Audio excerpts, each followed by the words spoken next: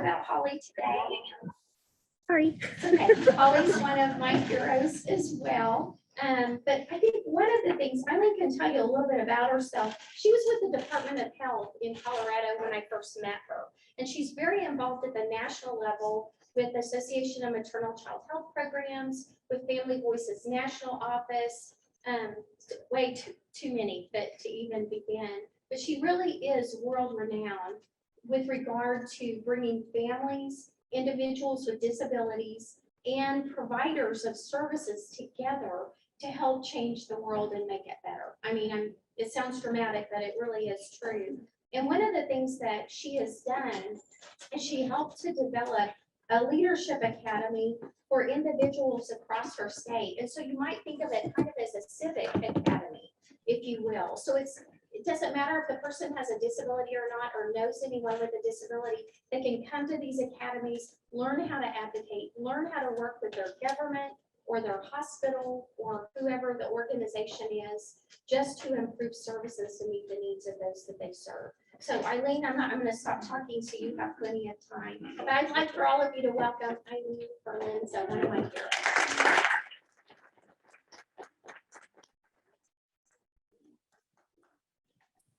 As Joni said, we have a lot to cover in the next hour and 20 minutes. And I did set my timer, and I am not offended if throughout the next hour you need to get up, walk around, do a little Zumba, whatever it is you need to do.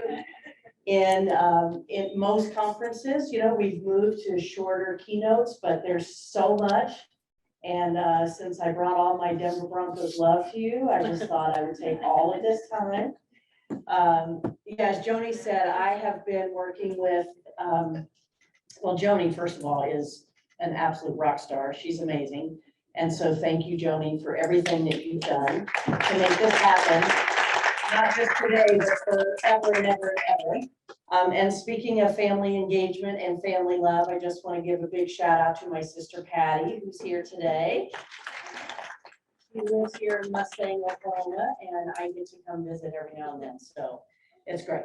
All right, so what we're going to talk about today is how can we improve outcomes for children and youth with special health care needs by accelerating our partnerships with families and professionals. So just as for the sake of context, I have 4 kiddos. My second oldest daughter's name is Holly, and she was identified as, she was a NICU baby. We're the NICU ladies in the room. I know there's some that I met yesterday.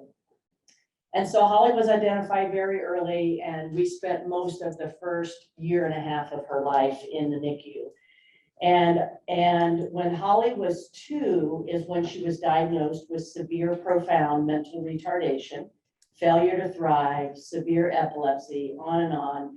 I always say at that appointment with her neurologist when she was 2 is when I entered Neverland. Not Peter Pan Neverland, but the Neverland where she'll never walk, she'll never talk, she'll never, you know, all those things. So Holly was diagnosed at age 2, and it was literally on my due date for my 3rd kiddo, Cody. So I walk in 9 months pregnant. I get the diagnosis that, you know, sent me home crying. And 5 days later, Cody's born. And 5 months later, the kids and I live in a safe house. I was a single parent with 3 kids under 4, including a child with very, very complex medical needs. And so I was on my own, and all that we could do as a family was say, my goodness, we are dedicated to resilience. And overnight, I had to learn, like many of you, how in the heck do I navigate subsidized childcare, WIC, SNAP, everything. It wasn't something I was expecting, No fue but algo it que was estaba certainly esperando, something that pero just crafted and realmente drafted fue algo a que life that I think elaboré. God had my calling all over it.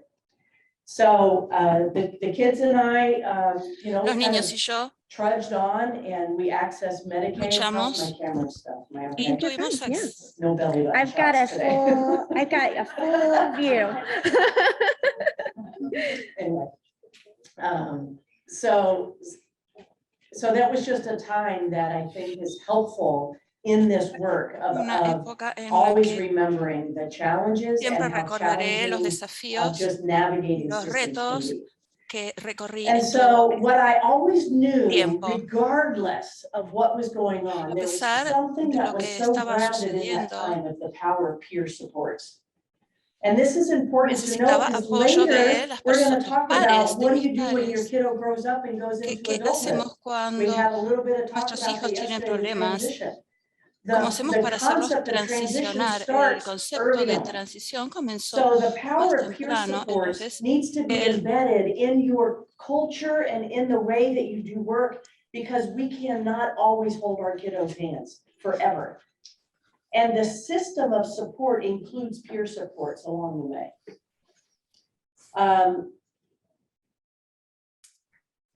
There's so many stories. I'm gonna just go on. hay muchas And, historias. and as part of that, I had the wonderful opportunity several years later to marry my absolute best friend, Scott Forlenza. And we met playing softball on the church Nos softball team. conocimos con mi marido And Scott I played, Forlenza. should I wait? Hold on just a second. Okay. My sister Patty, can I have some tea? No, thank you. Hold on just a second. No problem. Okay. Can I walk over here and get my Yeah, tea? yeah, grab your tea. It's a great time for a tea break. Thank you.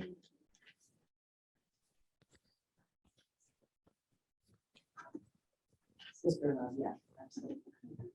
So I have there's 6 girls in my family and 3 boys. And Patty and I are 12 months apart-ish. And her birthday is this weekend. And so that was one of the reasons this really was great. Esa fue una de las razones por las cuales me decidí You're good. intervenir No, en este tema. You're fine. You're fine. We're getting it figured out. And the rest of our sisters are flying in tonight, and we're all 6 of us are gonna be at Lake Eufaula for Patty's birthday over the weekend. Is it a big birthday? It is a big birthday. Yes, it is. So 30. Yeah. That's right. I'll take this. Patty works for the Oklahoma Department of Transportation. Patty trabaja en el Departamento de Transporte de Oklahoma. She Maria. designs bridges. She's a bridge designer. She's a civil engineer. Yeah, I just sent it to her. and Okay. Designs many of the bridges that you all have seen in southeast Oklahoma. Right, that's your area? Eastern Oklahoma. You know how some people you drive, you look at trees and flowers, we look at bridges. We drive around at bridges. Oh yeah, look at the embankment on that one. Yeah, that looks good. Wow, that's got a 14-inch structural expansion. I'm like, yeah, that's good.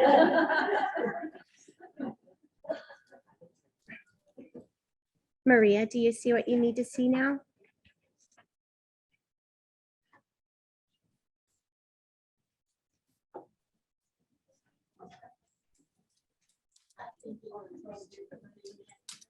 You think we should sing happy birthday? Oh, Yeah, well, let's do it. Betty, you gonna land it? Okay. 1, 2, 3. Happy birthday Bueno. to you. Happy birthday to you. Happy birthday, dear Patty. Happy birthday to you.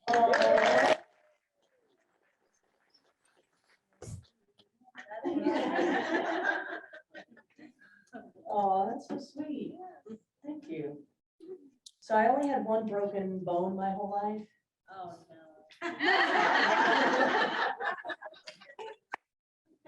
Yeah, it's gonna be a good story. Yeah. So we grew up in Houston and we used to play on oil drums in our backyard. That was like, you know, we just roll around like, and we were playing King of the Mountain. And I wanted to be king and she pushed me off and Carol landed on my arm and she landed on it and that was the only broken bone I ever had because you did it. And then we roller skated and loved and, you know, held hands the rest of our lives. So I didn't hold it against her for very long. So, well, any other Heather, is this more annoying for us to be talking? Let's just go. Okay. We're good. We're not good, but let's just go. No, no, no, no va bien, pero bueno, sigamos adelante. Maria, hold on just a second. We're trying to help you in the background, okay? We're going to let Eileen go ahead and continue with her presentation and try to get you working in the background, okay?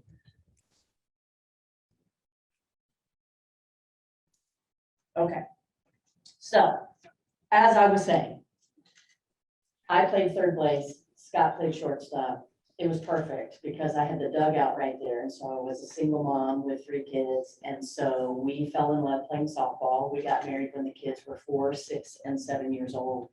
And through all of that, again, having that mindfulness of resilience, giving back. And so Scott and I made the commitment very early on in our relationship and in our marriage that this is what we would commit our life to doing. Because can you imagine what it was like for a guy to marry a woman with 3 kids, including a kiddo with such complex needs? So he has his own story to tell. And I introduced him a little bit to some of you yesterday, where he calls himself the Dadvocate. And his whole love is working with dads, all the fatherhood stuff that sometimes SAMHSA and other federal partners will fund. He loves working with dads and supporting their journey on what it's like to have the pleasure and the honor of raising a kiddo with special health care needs. So what I love about this picture is that Scott brought us the levity and the fun and the laughter. And we all know that sometimes going through this journey as a parent of a kiddo with special health care needs, it can be challenging and it can be intense, but we have to remember the long game and to laugh and to be together. And what I love about this picture is that Holly looks pretty typical there. And everybody else are the ones that are goofing off. And Emily and Cody and Michael are just some of the greatest super sibs ever. And Holly's looking pretty like, okay, what's going on here? But the reality is this is what Holly's day-to-day looked like. Her seizure disorder caused her to have so many injuries, broken noses, and just bruised up all the time. And we would try as many times as we could, again, to, the priority was to keep her safe. And yet we wanted her to have this full life because of this commitment that we have to promoting inclusion in all that we do. And so that isolation really came from this sense of needing to protect her. And the older she got and the more that we could not control her seizures, the more sad her life became. Because we worked so darn hard on that physical therapy and all the other pieces, and yet she couldn't do anything. She's having about 150 to 200 seizures a day, which is basically about every 32 seconds. And she has dropped seizures. How many of you have experience with seizures in your life? Isn't it such a pain in the rear? So we call this her Q-tip helmet. She had a series of helmets, and we just tried to keep her safe and yet keep the inclusion going on at the same time. We moved into a new community when she was in 4th grade, and the very first day of school, this short bus pulls up, and I had said, well, I'll be darned, I don't remember ordering that short bus. And they said, well, you know, she has multiple handicap on their list. They listed all the things that gave her the credential for having the short bus services. And we had just come from a rural community that everybody rode the same bus. Emily and Cody were on the same bus as Holly. All of the kids rode the same bus. I did not agree that we needed to segregate Holly into this special bus. So about the, I don't know, 2nd week, I contacted the principal and I said, hey, I have an idea. What if we create like a bus buddy program where there's somebody on the bus that can just sit next to Holly, and all they really need to do is make sure her seatbelt is on, because she has a paraprofessional the minute she gets to the school. And then everybody in our new community can get to know her and she can get to know them. And it really, I think, would make sense. Well, this new school district had a lot more risk management staff than I've ever known. And it took quite a long time to even have the conversation, to sit with them and say, but really, let's talk about our values of inclusion. Let's talk about what really matters is, remember the picture I showed you about peer supports? How is anybody gonna get to know Holly if we continue to have these customized, she's like the only person on that darn bus. Plus, that's a waste of resources.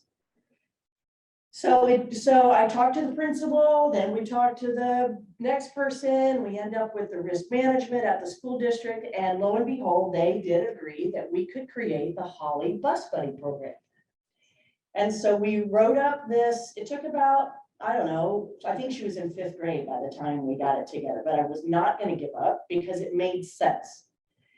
So the top of this form just is an all about Holly thing. This is why I have seizures. This is who I am, all of that. And then the bottom was a perforated form. And so the principal, who was so great, who was my champion, got on the bus and she told all the kids in the big bus, if you want to be a part of Holly's Bus Buddy program, go home and talk to your parents. This is what we're going to ask for you to do. And then fill out this form. And if your parents are good with it, bring it back to the nurse's office. And in a week or so, we'll see how many bus buddies we have. So literally the very next day, the principal calls and I'm like, oh God, somebody's complained or something's going on. And she called and she said, Eileen, you're not going to believe this. The in basket and the nurse's office is overflowing. Every kid on that bus signed up to be Holly's bus buddy. Every kid. Every kid. Yeah, can we get an amen on that one? Where's this Kleenex? Yeah. A lesson of persistence, anchoring what you know is right. Just because the system at that time did not support an integrated model didn't mean an integrated model couldn't happen. And because I had just come from a rural school district where we all rode the bus, you know, school districts can talk to other school districts, they can learn from each other. So I have come to call the people of that generation, Holly's peers, I just refer to them as bus buddies. You know, we go to a grocery store and there's somebody's about her age that is there to support her and help her out of the blue. I'm like, oh, look, there's bus buddy. And so as she went on through her public education, what do you know? She ended up having this circle of friends. It didn't help that her brother and sister were, you know, cute and popular and all that. But quite frankly, they didn't really want to hang out with Holly anymore. They wanted their lives as they should have. And so having the bus buddies became an integral part of Holly's life.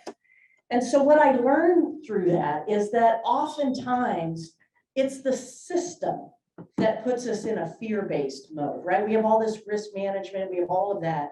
The system kind of puts us in a, well, what if and what could happen? And yet through the eyes of children and the community as a whole is where the solutions are. That's where we find the lens of possibility. I have done so many trainings in communities across the country, and I will tell you now, the solutions are always in the room.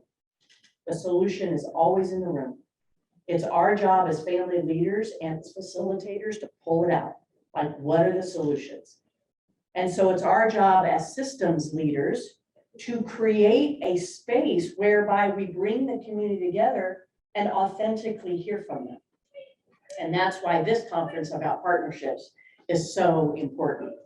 Community integration is one thing, health integration is another. And our friends that are here from behavioral health, we were talking about this yesterday, that how do we start advocating for a system that is not based on body parts? I do not think that we need to have a system that just says, oh, I'm going to work on cardiology and then we're going to have, you know, traumatic brain injury over here. I am one person. Our kids are one person. And so our health systems, that's our next frontier, is to truly have a health system that is integrated, that is whole person care, family, patient centered, so that we're not sending our kids and creating a more fragmented system. We can have a whole nother conference on health integration, but I'm just planting that seed for you now to continue to advocate. We've moved a little further with community inclusion. Now we got to work on healthcare integration. I may have mentioned this yesterday that, 50 years ago-ish, when our country decided that that our institutions for people with developmental disabilities, we need to close those down generally, and that we need to have Medicaid waivers like the home and community-based services waiver and other waivers to support people living in the community. So we close the community, we close the institutions, and we bring people into the community. The problem is we didn't tell the community. So our community systems are still catching up. We need faith communities that have appropriate rooms, and it's more than a ramp. It's about inclusion of all people. So just keep that in mind, that we are still, while our policies and laws support a community inclusion model, the urban development in neighborhoods and the way things are done are still catching up. So meanwhile, we are going through all this advocacy in our neighborhood, in our new community, in our new county, in our new school, but we're still searching for answers. We cannot stop these doggone seizures. And we are having a lot of trouble with Holly's failure to thrive. And, she's living a very limited life at this time. Did I mention that she's nonverbal? I don't think I said that in the early. Okay, I apologize. So in addition to the diagnoses, what also Holly never acquired the opportunity to speak verbally. So we are still struggling with communication. We've tried so many different Pixins and all the other things, but because her seizures are really dampening her ability to even get through the day, her communication is almost nil. So, MRIs, all the things, we're looking for stuff, and I'm reminding all of us again of the persistence. I think we talked about it a little bit yesterday in the pre-conference, that even this work as advocates, we have to remember, and then we go home and we have all the caregiving that we're doing. And so as family leaders and family partners doing the work at the systems level, we are managing all of the work that's going on at home and in the hospital system itself. And what I noticed through all of this searching and looking and trying to find what's going on and navigating the healthcare system, I was like, you know what? Almost every other system in the country, hotels, restaurants, drive-throughs, insurance companies, 15 minutes or less, they want to know, how are we doing? So how are we doing? As Joni always says, you can, by the time you drive through the Taco Bell drive-through, you have a survey request that says, please click here and tell me how I'm doing. And then I started thinking, but we don't have that in the healthcare system. So why does the healthcare system not really ask parents of kids who are frequent flyers of the healthcare system, why aren't we being asked, how are we doing? And so I started thinking about, well, what are the systems that are asking for a quality improvement check? And once I found organizations like OFN and other groups that were really trying hard, then I tried to work on a broader level to say, we need to have systems in place so that the family experience can be integrated. And so that's where we are, all of us today in this room are still in this partnership to say, we want to give you in 15 minutes or less, our 2 cents about how we could do quality improvement in all of the systems for kids with special healthcare needs. Because we're getting this bombardment all the time about the power of communication. We want to hear from you. We've got to talk about it. And sometimes it can get a little wonky and fun and exciting. And so I just want to tell you this quick story. We were, Holly was about, I don't know, 8 maybe. And we decide as a family, we're gonna go to the zoo. So here we go.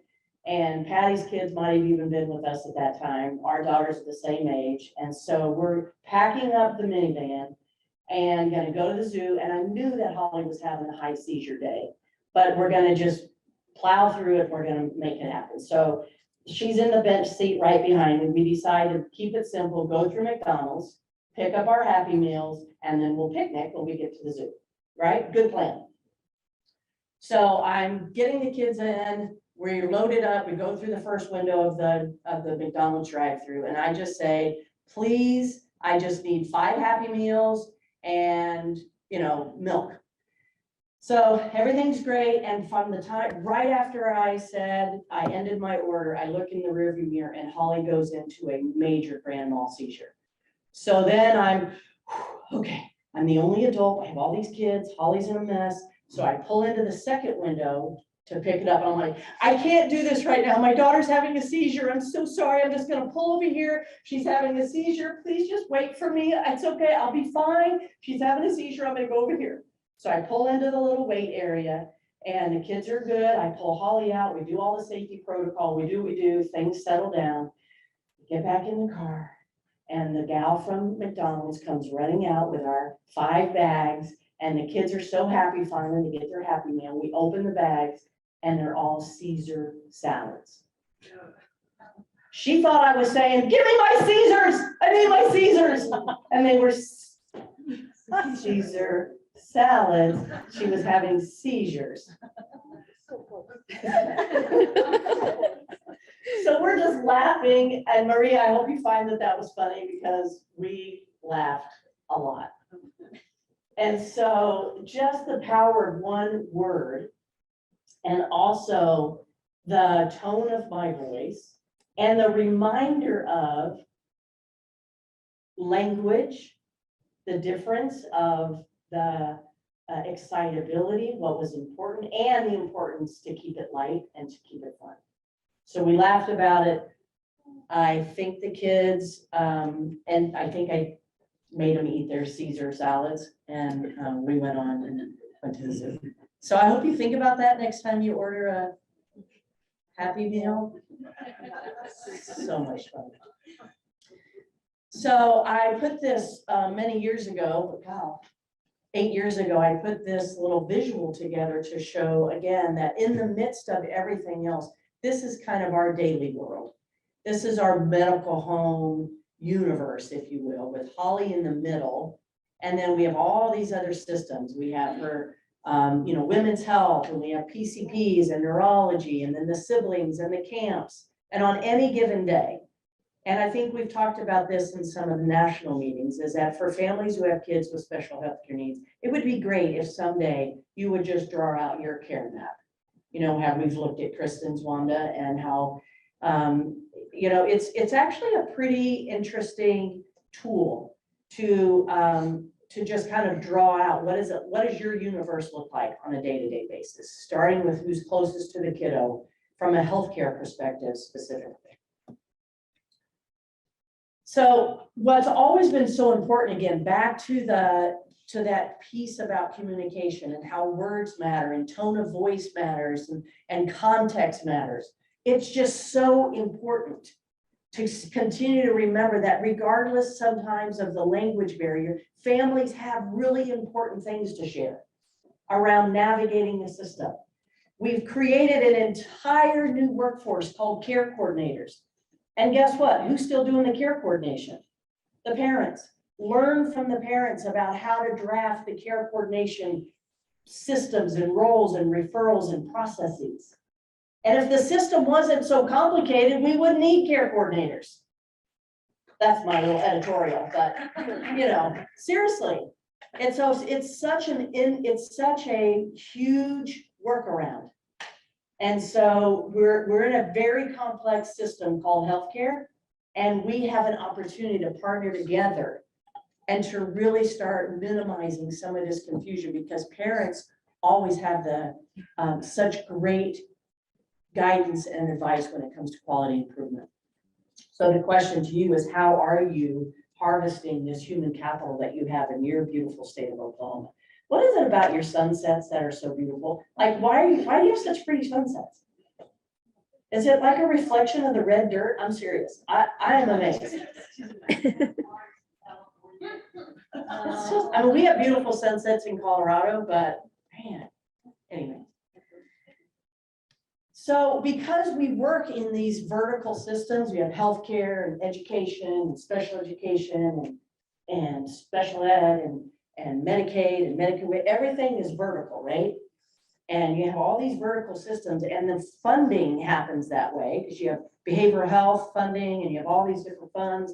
Everything's coming in and it supports a very fragmented kind of vertical system.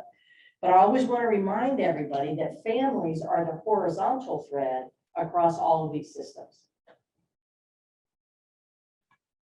See that? Families are horizontal threads across vertical systems. So when we're talking about quality improvement of your system, or how do we look at ways to make things go more smoothly, remember that families are navigating all those systems. And because, again, I worked in the state health department for 16 years, I understand that sometimes the system, because we're working on our deliverables by our funder, we don't see the bigger system. But remember that families are vertical, are crushing through those vertical systems as horizontal threads. So here, I believe you guys have this handout in your package. And if you don't, it's okay, because you can pull it off of here.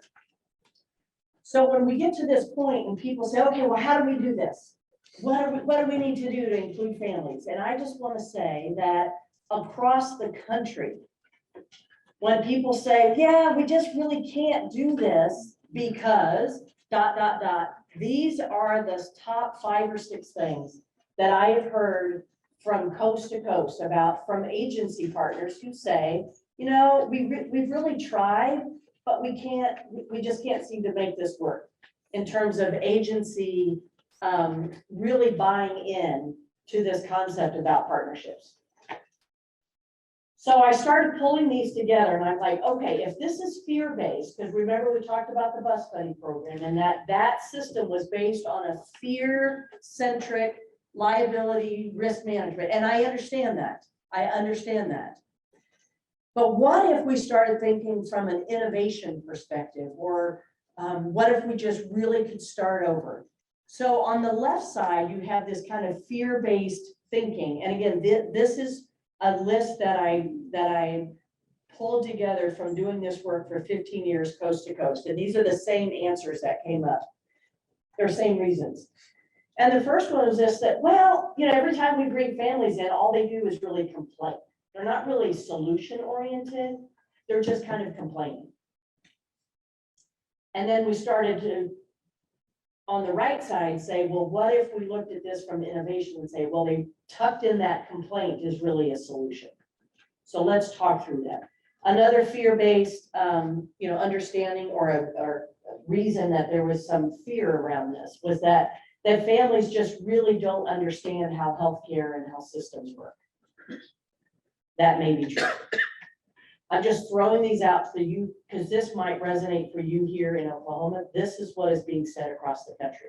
We can't include families because HIPAA regulations will not allow us to do that.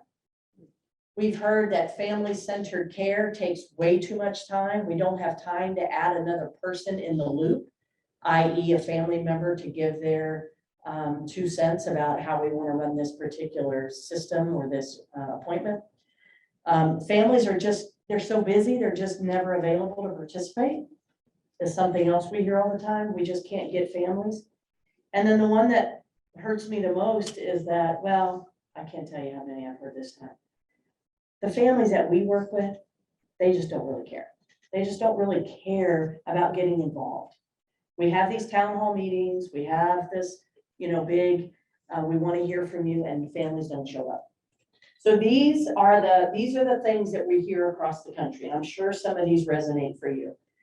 And I would say the same for families. And I've had some families come and say, I'd like to get involved, but I don't know, we talked about this a little bit yesterday.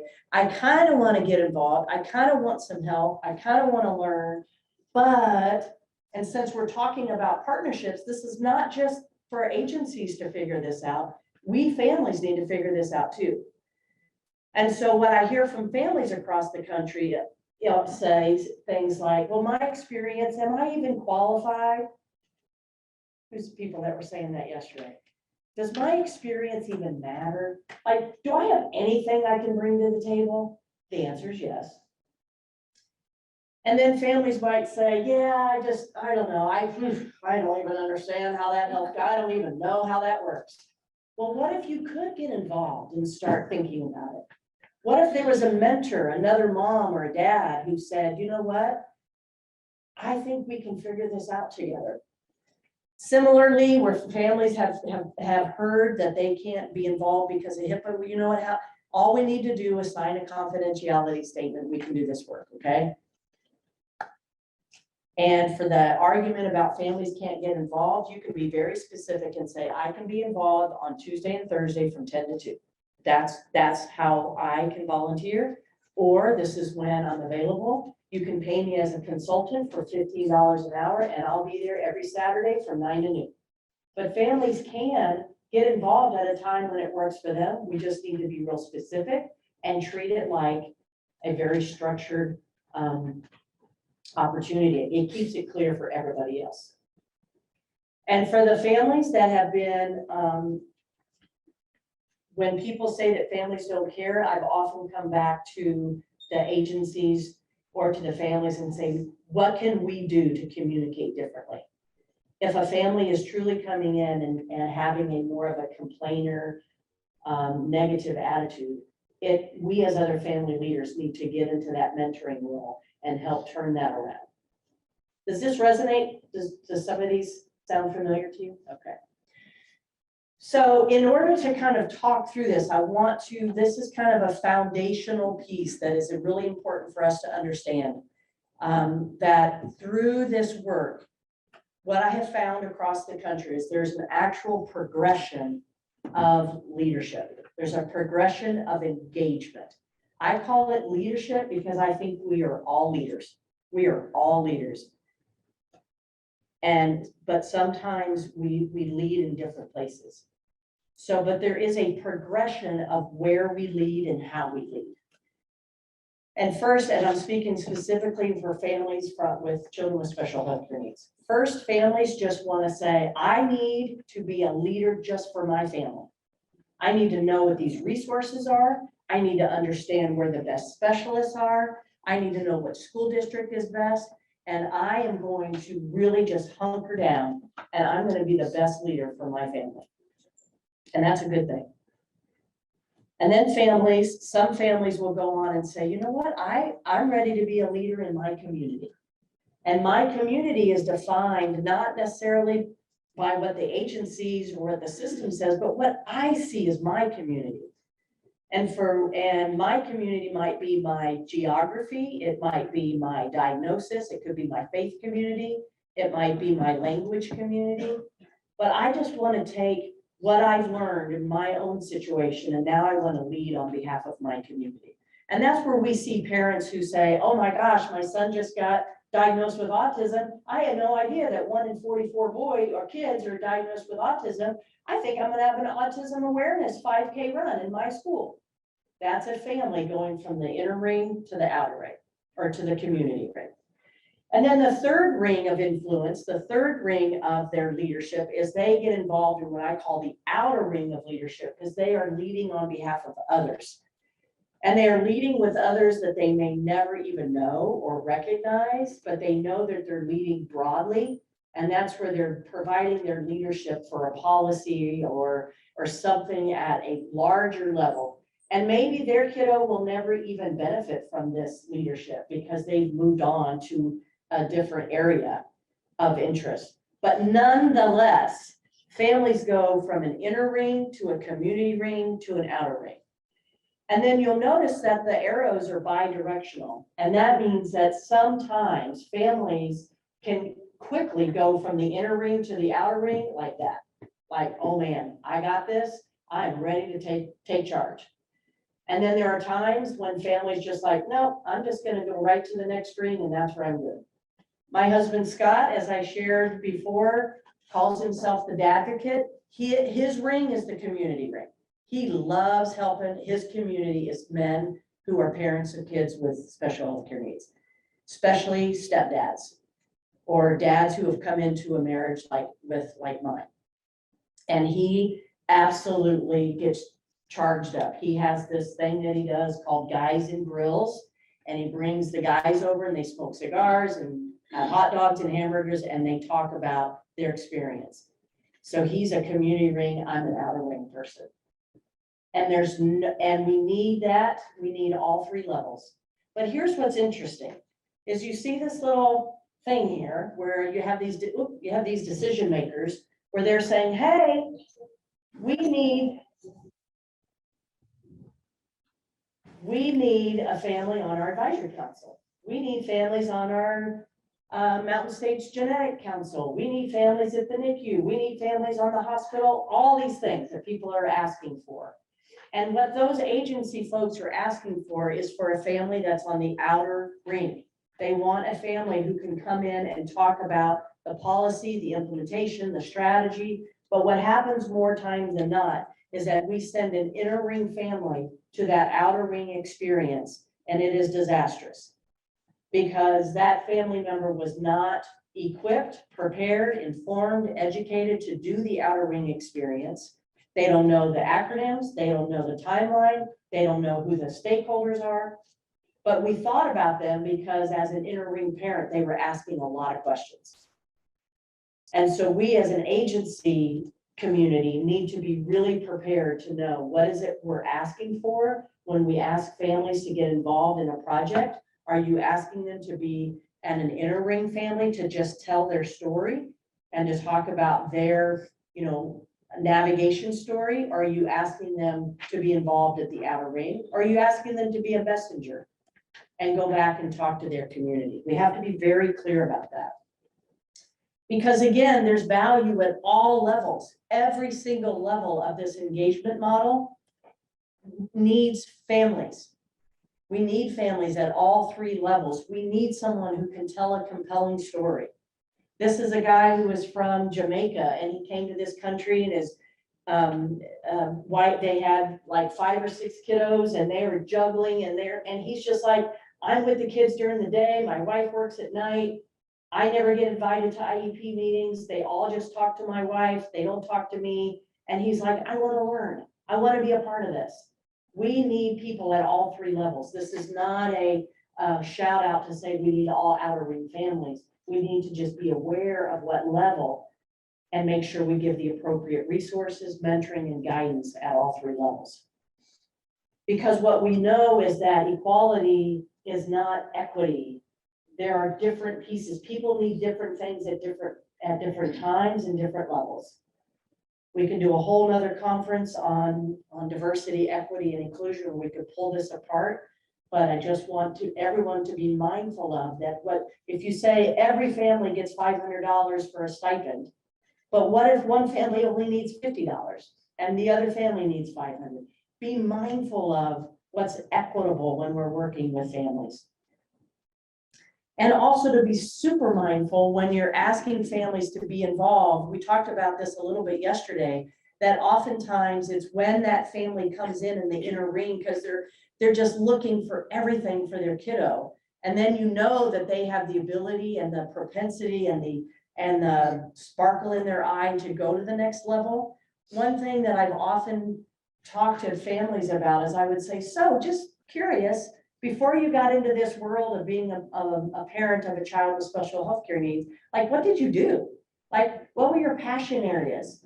Because oftentimes what I have felt, the minute I started doing this work in an advocacy role, I would come into the room and there's all the, the agency folks, and I felt like I didn't belong there because I didn't have an advanced degree. I just didn't know anybody. And I felt like because my family was served by Medicaid, that I turned into like this paper doll. I became one-dimensional. And all it was Oh, you're a mom of a kiddo with disabilities. Oh, you're a Medicaid mom. Okay. As if they knew all about me just from those two things. And I just so wanted to tell them, yeah, but I have a communications background. I worked in the cable television industry. I've been a motivational speaker. Nobody ever asked me, what else do you do or what's your passion? It was all about, how many diagnoses does your daughter have? What Medicaid waiver are you on? I'm like, that's not the part about my life I want to talk about. I want to talk about playing softball and all the things we love to do as a family.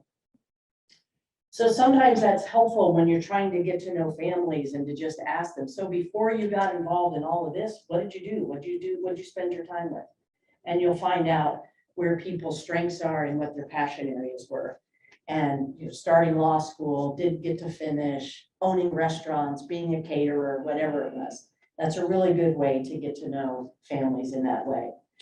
And so again, our job in the system is to really be very clear about when you're asking families to get involved in your work, at what level and to what end.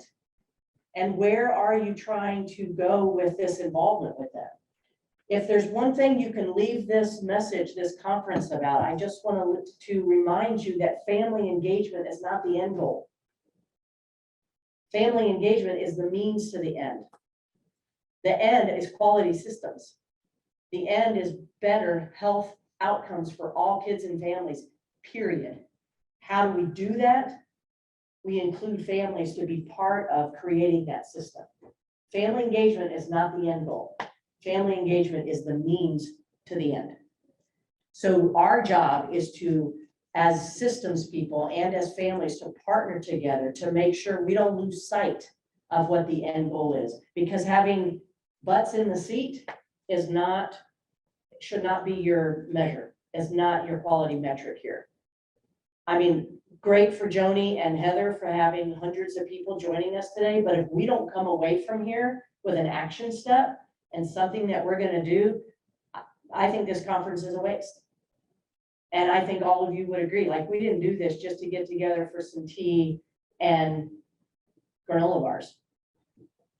We are here because we want to make a difference in the system. We want to bring up that next generation of bus buddies and give them the tools that they need to make sure that systems are integrated and quality and that we can move forward. Jerry, I see you, and I think we have, can we wait? I know, this is so fun, we could talk about it. And so part of this is we as parents and as systems people need to shift our mindset that we are not servicing families, we are partnering with families. Let's say that again. You have to shift your mindset from servicing families to partnering with families. I'll tell you that I have so many stories. I see these faces of the parents on these screens. So she helped us with our newborn screening, the expansion. Her son was born with a very rare genetic disorder. He was supposed to die when he was like, 18 months old, and he kept living and he kept living and he kept living. And she was like, well, why did my son live and nobody else's son live? Well, because it was newborn screening, because they found it with that heel prick.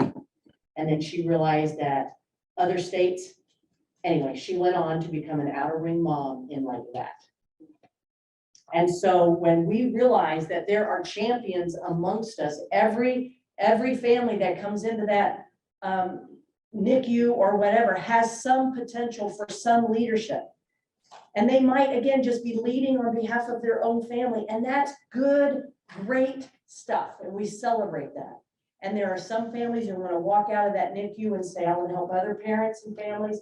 And there are others that say, I'm ready to go talk to the National Newborn Hearing and Screening Division, and we're going to make some changes. So be mindful of being respectful of where they are on that progression also. Probably not a good time to ask the mom when she's in the NICU. Give her some time. So moving to partnership from service. And oftentimes what I have found is that in this work to collaborate together, there's this continuum.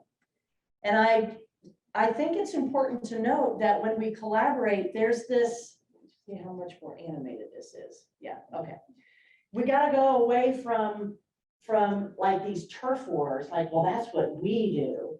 And we gotta move into this whole trusting place. And so we see this more and more because of shared funding and braided funding, and that we're gonna go from networking all the way to integration. And I shared with you before, my passion is community inclusion and community integration. And so integration is tough because you gotta work through funding streams and walls that have been up forever. But moving from turf wars to trust is really, really hard work to do. But just be mindful that that does exist, because sometimes we just have to be innovative. We have to share. We have to share our ideas and not hold on to stuff so tight. And so this is, just a cute little example when Emily and Cody were young and Holly was still she's in the middle. And that's how she used to watch TV, was because she had, failure to thrive. She was nimble and all this stuff. She would watch TV with her feet back like this. So Emily and Cody were like, I want to try that. Wasn't exactly successful, but at least they tried. And so many times when I'm in rooms with folks like this, people will say, oh, but Eileen, we don't have families like that in our state. We don't have people like you that are like ready to take on. I'm like, oh, yes, you do. Oh, yes, you do. There are people in this room, and there are people down in Lawton and in Enid. Is that his town? I'm making it up. Mustang, I know Mustang, that's where my sister lives. There are families everywhere. And so since my sister graduated from OSU with her engineering degree, I just thought I would feature. Oh, you. Oh, you? That's mine. Oh my, I specifically did this one because I thought, oh God. Talk about turf wars. I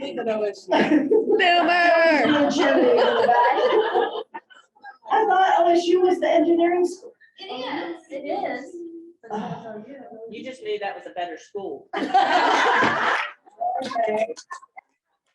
I like OSU also. Well, okay, I got it, okay. Tell a story however you like. I like the orange because I'm a Denver Broncos fan. How about that? Okay. Anyway, as I was saying before I really messed up, according to Joni and her staff, you have about 255,000 kids in your state identified as children youth with special health needs. So if you take the OSU stadium and fill it up like 6 times, that'll give you some visual of how many children in your state are identified on the state roster as being a child or a youth with special health care needs. That's the child. Now you multiply that by 2 or 3 or 4, because that's their siblings. And then we multiply that with mom and dad, nana, auntie, uncle. You have a lot of families in your state that can be cultivated to the level that they want to be involved in, at the inner ring, the community ring, and the outer ring. So be mindful of, again, it's not that you're looking for all outer ring families. You are looking for families that you can mentor and bring along at all 3 levels. And they are out there. They're in the OSU stadium and the OU stadium. I made the mistake in Tennessee once where I did the same thing where I was talking anyway. I need to just stay away from college because I do NFL football. I don't do college ball. But you don't have an NFL team. Sorry, I digress. I'm a football fan. So just, again, be mindful, be thoughtful, be courageous, commit yourself to curiosity, and also, start asking yourself, well, are we ready to do this as an agency? I'm talking mostly about that. And to say, well, why hasn't this worked in the past? We've tried this, but it didn't work. We talked about this yesterday a little bit in the pre-conference. So you just need to be, completely transparent with yourselves and ask as an agency, as a group, as a state, as a As a nonprofit that partner, you just say, well, what did we do in the past? What worked? I'm a strength-based person. What did work? And what were the factors of success? But what didn't work and why? And be completely open to hearing the feedback from the people that might be able to give you that input. And again, it's not about competing. It's about us, the collective, across the country, having a common agenda that we want better outcomes for kids and families across this great country of ours, all of us. And just, again, ask yourself, ask your staff, are we ready for this? Are we ready to be fully transparent? Do we have leadership in all directions, vertical and horizontal? Does the leadership of our group and our agency, do we have their buy-in? If not, what does it take to get there? And then what about our peers? What about our colleagues? What does it take? And to just kind of start exploring that. And then I've said before, and again, you'll remember this, I hope, from this conference, your budget is your policy statement. And if you really are trying to move toward quality systems and have families engaged, you got to look at your budget. Because if there's no money in the budget, that's not going to work. Joni, are you trying to tell me something? Okay. No, I was just gonna say, do not rush. Okay. You do your whole presentation. Okay. When Joni stands up and is like, then I feel like, okay, I got a message, I got it. Okay, thank you. So your budget is your policy statement. And that's same for us families. We got to look at our budget and ask ourselves our time budget and our financial budget and say, how much can we, are we willing to move into this kind of advocacy work?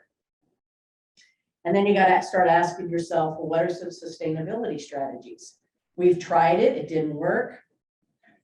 What did we build into the grant? What did we build into our long-term plan?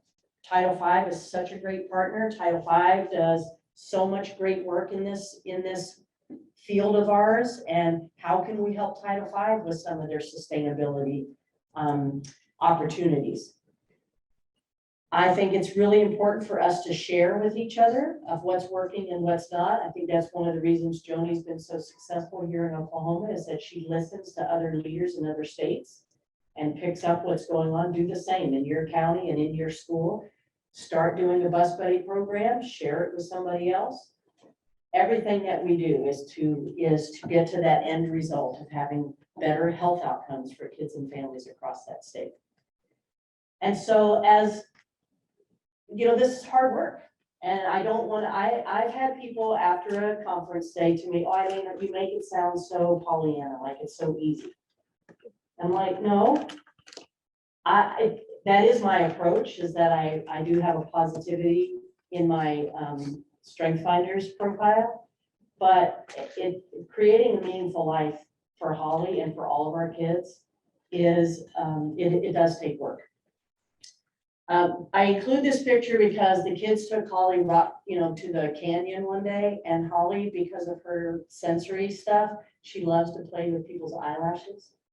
So like she'll come up and she can't talk, so she'll come up and want to be with you, and she'll just go up and hi. And she just starts playing with people's eyelashes. So the kids decided they were going to get back at her, and so as soon as they sat down, they all attacked her eyelashes. But the power of peer support, you notice I'm not in that picture. I wasn't even there that day. They just took her, and it's important for the peer supports because our kiddos need to be around their own age group, because life does go on. And our little kiddos that were in the MRI machines and in the NICU, they grow up to be young people. And here we transition now to the conversation of transition. I love to talk about transition, because it is another area that we need so much work, and we have so much opportunity. And so what was happening for Holly is that everybody in her little inner circle was moving on. My daughter, Emily, I'm so proud, ended up going to Atlanta and graduated from law school at Emory University. And so, Emily's moving on, Cody's moving on. People give me crap about this picture but the reason I love this picture is because this to me was the image of somebody who's like taken on the world. All the things that we went through as a single mom family, and the kids were able to still say that I have my goals and dreams too. And so who are we talking about? Sip shops. that we need to talk about siblings. We need to talk about that because it's super important. I call siblings, I call them super sibs. And, well, anyway, we'll do a sib shop another time. But Emily's moving on, Cody's moving on, and then little brother Michael, so sweet. Michael took Holly to every one of his school dances. That's so sweet. And so, you know, Michael's now graduated from college. And so at this time in Holly's life, she was having a really hard time. Still having seizures, still nonverbal, still working hard to find her way. And we started noticing some really, really tough behaviors. And this is where the developmental disabilities and co-occurring mental health started coming together. I didn't see it coming. I wasn't prepared. I never really thought about, I never really thought that she would experience those kinds of co-occurring. And it's gotten worse, by the way, since COVID. And so I'll tell you later what's happened in the last year. It's terrible. Anyway. So Holly goes on to graduate high school, and you notice she's not wearing her hat because of her sensory stuff. The woman behind her is one of the aides. And you know, it's like this fully inclusion, but I was scared to death. And all this celebration going on around me, all this celebration, and you know what was going on in my mind is I'm looking at I could not get away from the symbolism that everybody's wearing these black cap and gowns because I felt like I was at a funeral. Because I'm like, I'm grieving what I've always known, which is she gets to go to school every day. Now what am I gonna do? Because there's no services out there. There's nothing. And so Holly was just completely left behind. You know, everybody's doing their, I mean, Michael's home. But emotionally, we're still figuring it out.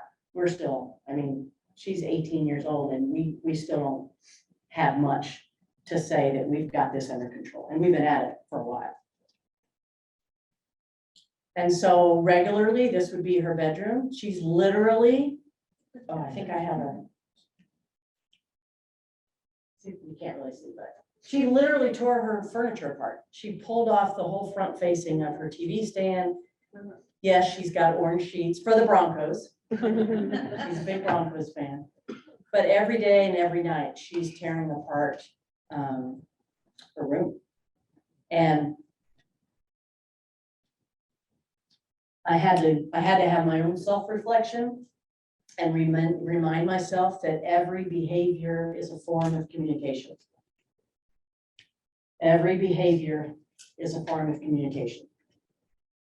That's for all of us. But when you have a nonverbal child, you have to really say, oh, stop doing that. Instead of that, you're like, what are you trying to tell me? Oh my gosh, what's going on? I couldn't see it. I was way too close to it.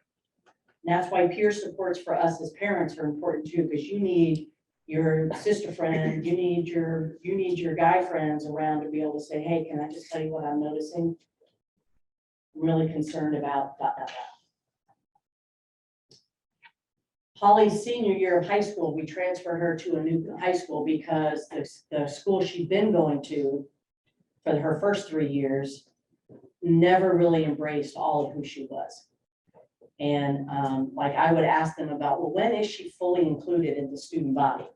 Because Cody would come home and say, Mom, you wouldn't believe how they treat Holly at school. Like she never leaves that classroom. She is in a fully self-contained and she never leaves. So I would go, I'm at that school all the time advocating. And I was like, when is she ever part of the student body? And they said, well, at lunchtime. And I said, well, she doesn't eat really clean. And so, you know, what are your strategies to help her with her, you know, OT while she's in the lunchroom? And they said, oh, we just turn her chair around and she faces the wall. I'm like, seriously?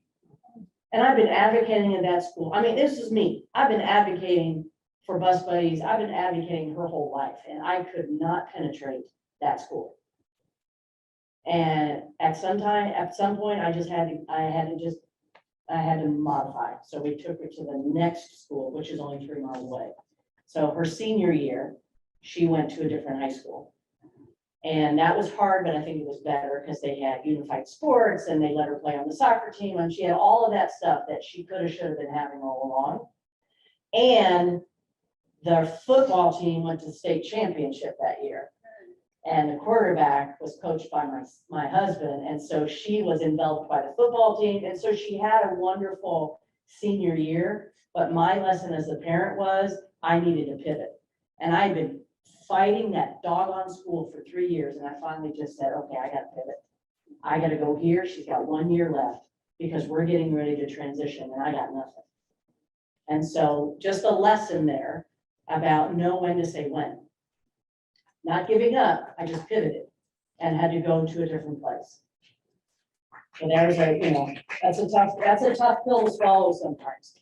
But when the quarterback of the football team, I know that sounds really cliche, but that's important when you're in high school. And when he was the one that came out in the parking lot and took Holly by the arm and brought her in on her first day of school, that was powerful. And he is a bus buddy. So we refer to those kinds of people as a bus buddy. I have to tell you this one quick story. Joni says it's okay. Joni's my boss. I do have my timer on. Holly's first day of freshman in high school. And I'm sharing this story because I know there were transition people that we have been talking to. First day of freshman, it's those freshman classes that are big because everybody's in them, right? So she's in the choir class. Like how perfect, because we love music. Holly's cousin, we have a big family. Holly's cousin John is like big man in theater. And so everybody, we have been to that, and Emily and Holly go to that school, or Emily and Cody go to that school. So she goes to the choir class. There's like 110 kids in this choir class. And so it's big. And you get your first day of school, parent instructions, like you got to order the choir dress by Tuesday, and it's $22 for this, and we'll be going to 4 concerts. Here's all this. So I'm filling out all this stuff. I, turn it back in the next day on Holly's thing, and I get a call from the teacher, and she says, "Oh, Eileen, well, you don't need to order a choir dress for Holly. She's not going to be in the choir." I'm like, "Well, yeah, she is." And she said, "No, I know Holly because I know your family. And, I'm not a miracle worker." Can you believe that? She goes, I don't work miracles." I'm like, "Well, I'm going to open up a can right now." I said, "Okay, well, let's talk. What is your expectation?" And she said, "Well, if Holly's in the choir, then she should be singing, and she's nonverbal, so Holly's not in the choir." So the teacher said, "I don't understand why you put her in this class." And I said, "Well, no offense, but I've heard some of your people and they can't sing." So I didn't tell her that. But that's what I was thinking. Because Holly's not, anyway, that was me being sassy. I said, "Well, there's more than just her vocalizing. Just the fact that she would get to be able to put on the choir dress, and she could learn how to hold her dress up when she steps on the stage. That's really important for our kids. And for her to be able to manage the sound in the room and to manage the lights, all of that. The end game was not for her to be the best singer in the choir, because like I said, it's a freshman class. There are people in there literally, they should not be in choir." I'm just saying. Just kidding. I'm standing up for Holly right now. So the teacher said, "Well, I don't understand. I disagreed with you, but I'll let it go. If you really think that you want Holly to be a part of the choir, then I'll do that." And I said, "Well, would you consider letting me come in and doing an all about Holly session? Can I just come in and talk to you and talk to the class? Because if you're curious, there's probably other people who are curious. So just like the bus buddy program, can I just come in and say, this is Holly and why she's like she is and how wonderful she is and how fun. And could we just talk about how the students in the class could maybe be part of this opportunity. She said, yeah, that'll be fine. So come in and my husband and I go in and we just do an all about Holly, we talk about it. And so I asked some of the kids, hey, so how many of you have been going to school with Holly? I mean, you're now 15, you're freshmen, is that right? 15 if you're a freshman, something like that? I'm looking at the resident young person everywhere here. 14, 15, and the hands were just going up. And I was like, and I said, have you hung around people that have different abilities and in a way how it's shaped your life? And the hands are just going up. This one kiddo says, my uncle, my grandma, and my aunt, I think, whatever, they all have schizophrenia. And he's like, since I've known Holly all our childhood, Holly's helped me be more patient with them. Oh, perfect timing.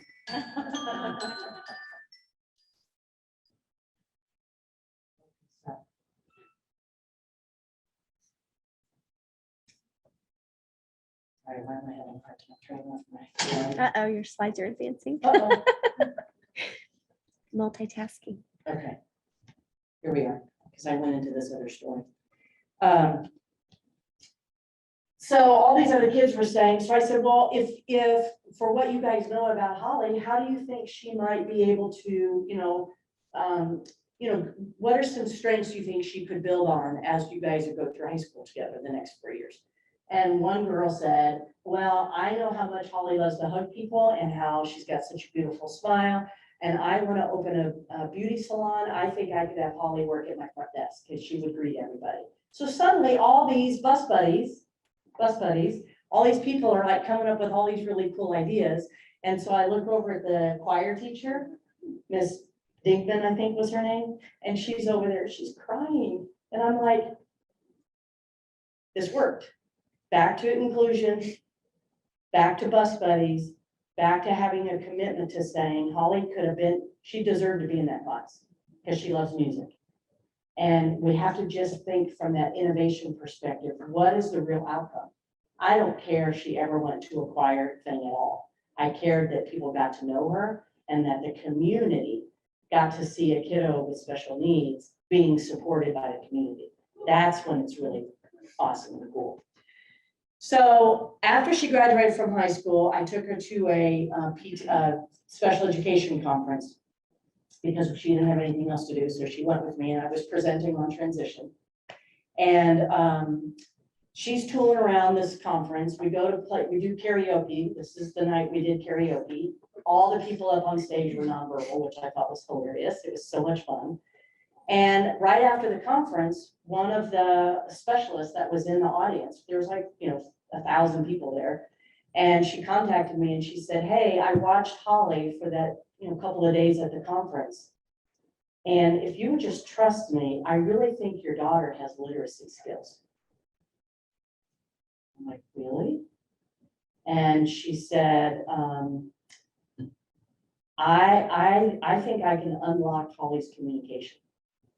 And I'm like, whoa, this is something I just kind of let it go a long time ago. So she was from San Diego. I'm in Colorado. And she came back about 6 months later and did this workshop on communication, facilitated communication. And she said, I'd like for Holly to come to this workshop. And I said, okay, we'll be there. And she goes, no, you stay out in the hall. She said, before you can come in, Eileen, you have to promise me one thing. You have to presume competence. You have to presume that everything that you see, you have to really believe that Holly can do this. And if you can't, stay out in the hall. I mean, literally, she told me to she put her hand up and said, you can't come in. But she said, you really need to trust me. So that first workshop, Holly actually typed her very first word in her entire life. And I cried like a baby. And I did go down the hall because I was crying for like an hour. And so her literacy skills turned into communication skills, and she was unlocked in her communication when she was 22 years old. Never having to be able to communicate with the world, and she started to communicate. It's a very slow process, and there are lots of miracles but I don't have time to talk about them right now. But there was one person in her life who ended up kind of really supporting her beyond this professor that came from San Diego that we just happened to be at this conference with. And that professor ended up getting transferred from San Diego to Colorado. She took a job with CU, so then we had access to her. Amazing, little miracle. So this young lady, Ashley, was with Holly, and Ashley met Holly at a summer camp, the very last camp that Holly had access to through Young Life. And Ashley became the Holly Whisperer. There was something about her. And so Ashley worked with the professor and learned this typing. And so Ashley, you know, if like what Ann Sullivan was to Helen Keller, Ashley was to Holly. She took her to the library 3 days a week and said, we are not leaving until you type 1 word. And then you type 2 words. And now you type 3 words. And so Holly started typing slowly, slowly, slowly until she could actually type a full sentence. And the very first sentence that she ever typed was this.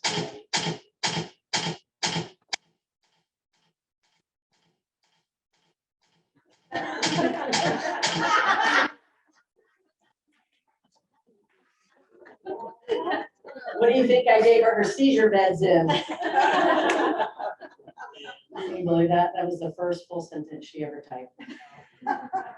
So what I learned from that, beyond the fact that she was tired of her seizure meds with grape jelly, was that as her mom, I've always, always, always known what she needed. I never knew what she wanted. And I forgot to ask her that. And I just forgot to ask. You know, all the helmets, all the modified clothing, all the stuff. And I never asked her, what do you want? Because I was so focused on what do you need? And I'm not beating myself up about it because I've been a good mom and I've advocated and I've helped her. But it was a self-reflection moment to say, what am I forgetting? What are the choices and what are the preferences that as humans, we need to get back in touch with? This is what I just want to do. And so, you know, I've learned, as I have said many times, Holly's been my greatest teacher. And so she's made me a better mom because I can just talk to my other kids differently that way. You know, and just ask for what you want. And don't be afraid to, you know, be bold about asking for strawberry jelly or whatever. The very second sentence she ever typed, well, not just about a year later, I said, again, Holly, what is it that you want to do? And she said, I want a platform to teach about love. So through Holly's typing and in her unfolding of her life, Holly has demonstrated this superpower of being extremely spiritual and being very, very dedicated to a message of love. And I think about that, all the things she's been through, all the bumps and bruises, figuratively and symbolically. And still at the end of the day, she just wants to talk about love. And that love is the healer of all things. And so her superpower is she's still, people call her huggable Holly. She's just constantly hugging people. And that's a message, I think, for all of us, is that we do have a platform to teach about love. We have our life. And some of us are on stage and some of us are sitting in our cars a lot, but we still have an opportunity to teach about love.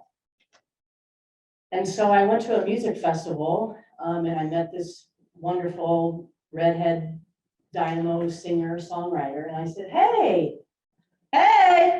my name's Eileen. And wondering if you'd like to do a project with me. Because when I asked Holly what kind of platform, I said, do you want to be a teacher or an author or a singer or what do you want to do? And she said, I want to write a song. And that song will be called God Will Sing You Home.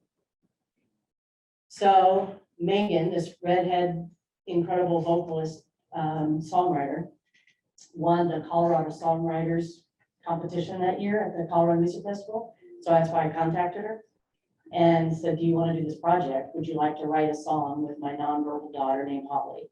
And I don't know what to say. I've never asked anybody to do this before. Would you like to do this? And she said, yeah, I'll try that. I'm like, yes, another bus buddy. So for about 2 years, as Holly's communication was evolving, we used this project of writing this song to help Holly have focus on getting to the end of the project. Holly didn't type with me, no typing with me. She typed with Ashley and she typed with the professor from San Diego. That was it. So there wasn't a lot of opportunity. So a friend of mine had an apartment down in a pretty area down in Denver. And so on Tuesdays and Thursdays when Ashley was with her, she would go and they would sit with Megan, this songwriter, and they would write this song. And so Holly wrote this song called God Will Sing You Home. And Megan is just incredible. And she's just a classic bus buddy. She's like the same. Do we all need Kleenex? I know, it's an amazing story. I'm seeing everybody over here going like this. I'm like, I know, it's unbelievable. So Megan just always believed in Holly. Megan had this whole concept about presuming competence. She never doubted Holly for a second. How and why God brought her into our life, I don't know. But through that whole process, on Tuesdays when they would do this, my niece, I told you I have a good family, my niece is a photographer and she was doing some caregiving for me on Tuesdays. And she was taking pictures of Holly every Tuesday and, texting them to me. And I go, oh my gosh, look how Holly's whole face is changing. Her whole persona is changing. So I asked Aubrey, my niece, would you just instead of texting it to me, will you just download it onto the desktop at home and just put the file Tuesdays with Holly? And over that year of Holly writing that song, unbelievable. So we just published the book. And we put all those pictures of Holly in a book. And Holly called the book, Just Because I Can't Talk Doesn't Mean I Don't Have Anything to Say. Holly had only been typing for about 1.5 years, maybe 2 years. So the book just has Holly's words of inspiration about love and belonging. It's so sweet. It's like a coffee table book. And we just self-published. And it just features the book, the photos that Aubrey, who's the same age, she's Holly's cousin, and just what they did on Tuesdays. And it was just really sweet. And it gave Holly that opportunity to express herself through just her words. And it was all because of what Holly was trying to write the song. She was saying other things that were like blowing our minds. And so we put it all in that book. And it's really cool. And these were some of the things that Holly mentioned in the book. I hated getting told in kindergarten there was no way I would be normal. I hate it. I have been called retarded from the day I was born. It makes me feel worthless. I hate that word. I want to fall in love. Isn't that sweet? She ended up having a friend named Chris who was a typer, and he had a real crush on her. I mean, who wouldn't? She's beautiful. Just saying. And you know what he typed to Holly through his facility, his aide? He typed, I yearn to dally with you. I'm like, you can just dally yourself on down the hall. I yearn to dally with you. Oh my God, so cute. So poetic. And then when he asked if he could kiss Holly, she said, no, you have to know me much longer than that. Oh, Chris. So the life course, right? We've talked about life course. We've talked about, the very first picture I showed you, Holly's in the NICU. And now here she is, blowing us all away, writing this book and writing a song. And it's all about resilience, believing in ourselves, having a system that's based on partnership and inclusion. All the bus buddies that came into her life made this happen. And that's why I've said before, when you are with your kiddos in special education, resist the temptation to always have a one-on-one para, a one-on-one aid, because we're not doing our kids any favor. That by the time they transition, they've never had any other peer supports. Push those school districts to create peer programs. There's so much. Support the siblings. There's so much work for us to do. We could pick so much of this apart and say, oh, that's the program I want to do. And we can. And we can. My story is your story. And your story is my story. We all have these similarities. I am no different than you, other than I've put it all in a package and I can tell a good story. But we all have a story to tell. And we've all done great work. We've all had successes and we've all had failures. And we all have the opportunity to pivot when we know we need to pivot, and then stick with it when we know we got to stick with it. So this is just an example of Holly really, again, I put this in here to show that even when she was just learning how to type, she was being her own very strong self-advocate. Megan was traveling. Megan is actually a pretty successful artist now. And we went like 9 months without seeing Megan. And Holly's like, please, Megan, push her for a meeting. Please give Megan my phrase, loving others is through serving others. So Holly was having these thoughts in her mind, and she can't write and she can't do all that stuff. So she was like, so I said, okay.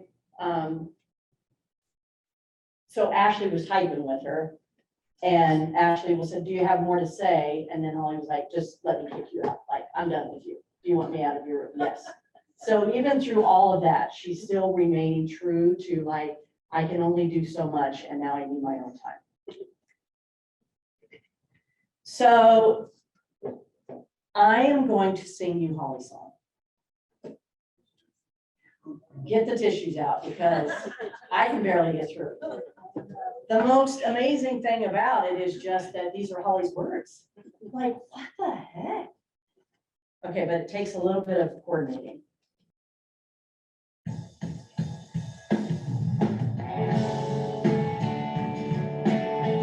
Does that sound okay? Okay. I'll find your smile when you're feeling low down.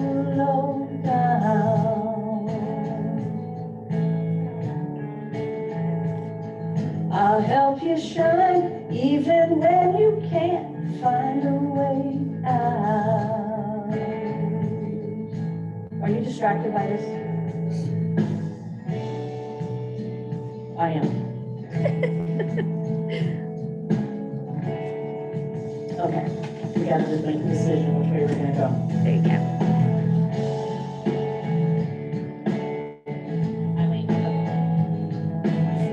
What am I doing? Thank you. Okay, go back to the media player, please. Thank you. Third time's a charm. Oh, this is that?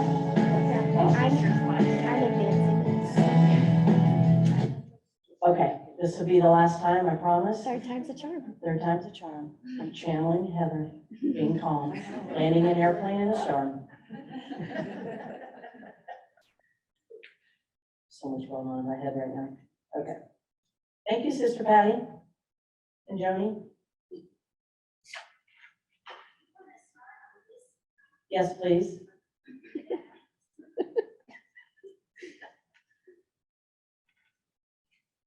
Are you going to advance some, or you want me to once you get them on?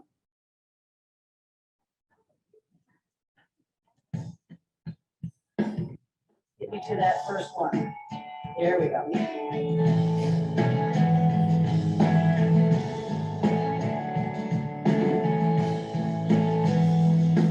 I'll find your smile when you're feeling low down.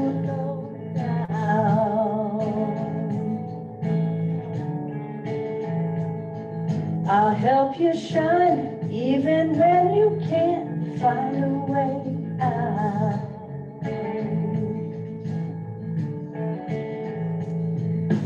I want you to see your abilities. We've got a song to sing.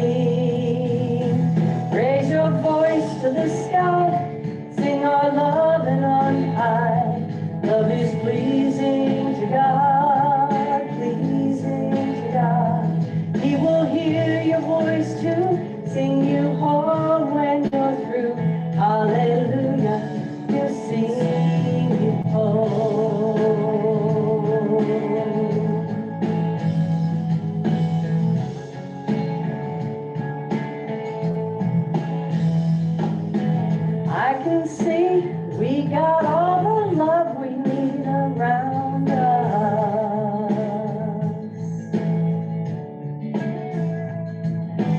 It's in the air, it's everywhere. You just reach out and grab some. In every hand you hold, when eyes meet close, serving someone in need. Raise your voice to the sky, sing your love and on high. Love is pleasing to God, pleasing to God. He will hear your voice too, sing you home when you're through. Hallelujah, he'll sing you home.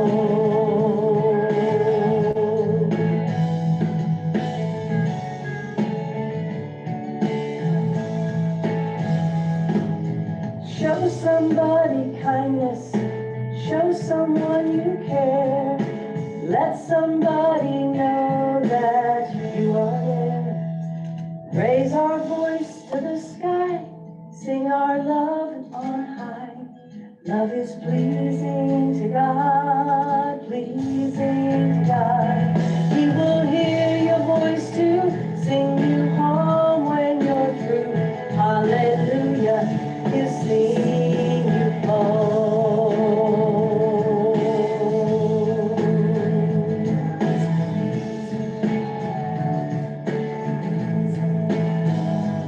He will hear your voice too, sing you home when you're through.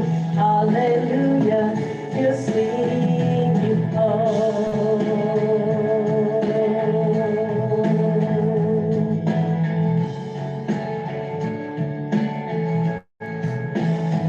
He will hear your voice too, sing you home when you're through.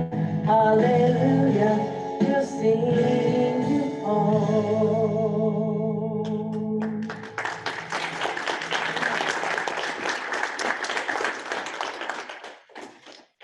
Written by a young lady that was determined to never have a chance. When we entered Neverland, when she was 2, I had no idea.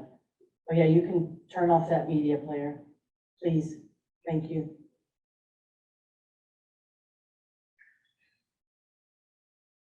There we go, thank you. So, this is a message from Holly. I want you to know that you can do great things through love. Love yourself. You can do great things through love. When she was writing her book, the publisher said, or the editor said, hey, we need like a final sentence for the book. And Holly and I were actually, I think, speaking at a transition conference in Illinois. And they're like, we need your ending statement, Holly, in like 45 minutes. And she just whips out, please love the people on your path. Your kindness matters. So that's kind of her tagline. That's what she wants everybody to know, is that we have all kinds of love and possibilities. It's about resilience and staying strong and believing in yourself. And to remember that we have come a long way. We, the collective we have really come a long way. The fact that we even have bus buddies is something to celebrate, and how much that can craft and influence us. And her siblings are still right by her side. And she has a comment to make, but I can't find it right now. But this slide, she has a comment about overcoming obstacles and being resilient. And I'll send it in the chat or something, because it really, she typed a message for you. But isn't that cute? Yes. So funny.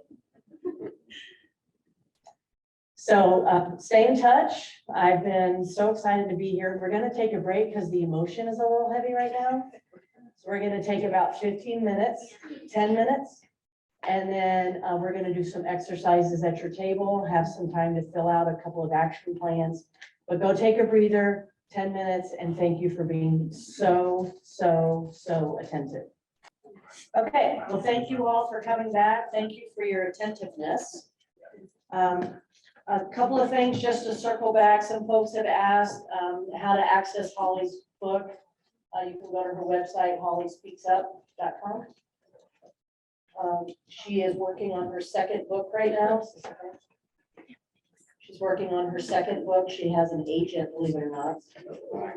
However, they told her that no publishers are expressing interest because she doesn't have a big enough following.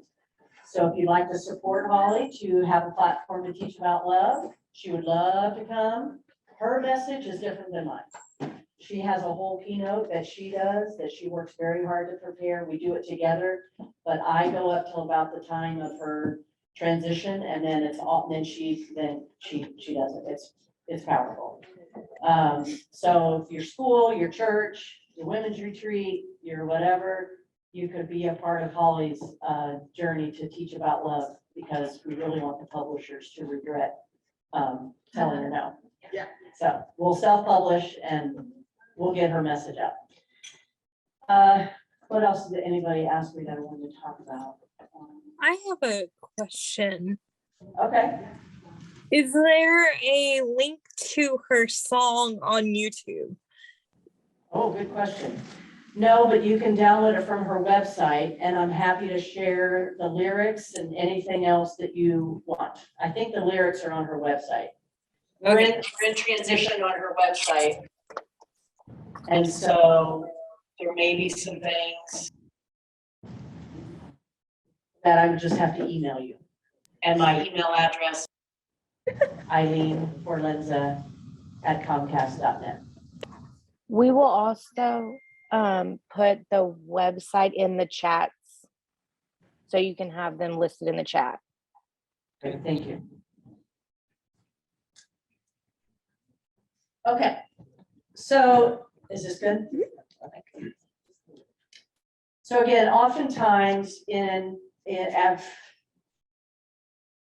a collection of wonderful family leaders like yourselves, there are families who will say again, well, I'm just not sure that I belong here. I'm not credentialed. I don't have the kind of qualification. And I always like to start back with just showing every single one of these people that you see on this screen had some influence at a policy level in our state, actually in both the inner ring, community ring, and the outer ring. And so it comes in different faces, different sizes, different shapes, different ages. And that over the years that families continue to have said to me is that, just as a reminder again, that this journey impacts the entire family. I know we talked about the super sibs. We need to continue to keep the siblings in mind. And again, a shout out to the dads who are often overlooked in these conversations. And that families say, just share with me. I need to know what you know, and share with one another, and share between families and the system folks. So just more sharing, more openness. By everything that I have, everything that I've done, you are open to it. You can have it, share it, replicate it. You want to start a bus buddy program? I'll help you. Just whatever we need to do together, because we are a collective team in this work. So just a few things, again, just to be reminded. And the last thing I have on here, the need to be bilingual, and I put that in quotes, because here I'm not talking about language in terms of English, Spanish, or non-English speaking. In the system, one of the things that families have come back to that they want other families to know is that you need to know when there's a time to be strength-based and a time to be deficit-based. And most of us as moms and dads really like to talk about all of the things that our kiddos can do. I'm super guilty, if not guilty. That's the way I am. I'm very positive about things. And I have overlooked some of the deficits. And, Betty and I were just talking about this a little bit. But in the system, the more helpless you are, or the more diagnoses that you have, or the more, helpless you are, the more services you get. And so that's kind of a head game we have to play with ourselves sometimes, is that it's unfortunate that we have to know when to be strength-based and when to be deficit-based. And it's okay sometimes as a parent or as an advocate to work within a system, whether it's school or voc rehab or whatever, and say, hey, these are the deficits my kid is experiencing right now, and I believe he or she can do it, and we got to work together on that. So again, just be mindful of when to be asset-based and when to be deficit-based. So the purpose of the next just 20, 30 minutes is to just kind of get some things out of your mind, out of your heart, out of your body, because that keynote can be really emotional for people, myself included. And so we need a chance to just go, okay, what am I sitting with right now? What do I want to do? What do I feel like I can do? And so I want to frame it a little bit just in your own personal reflection. I was at a women's conference and I was doing some artwork, which I'm not crafty at all. And these words came to me and it was, wow, it's about how you taught me, what you taught me, and where you've brought me. And I was at this conference with Holly. We were doing a keynote at a women's conference. And I was like, wow, I want, what is this about? So I started thinking about that in light of this work that we do as family leaders and family advocates. And so you have a handout in your packet. I want you to just take a minute and have some self-reflection and think about those three things. And it's it's in your packet, and just take a few minutes to think about that concept.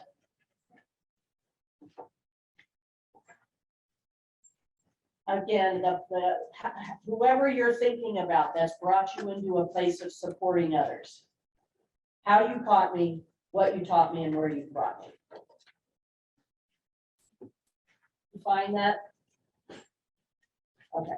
So take about, and this is just for you to share, not to share, but for you to just reflect on your own for a few minutes. I also want you to reflect, we talked a lot about communication and every behavior is a form of communication. And that, when the story about seizure versus Caesar, and that sometimes it can feel dismissive or overwhelming when you're misunderstood. So reflect on that for a minute as well on your handout. And we'll just take 2 or 3 minutes to do that.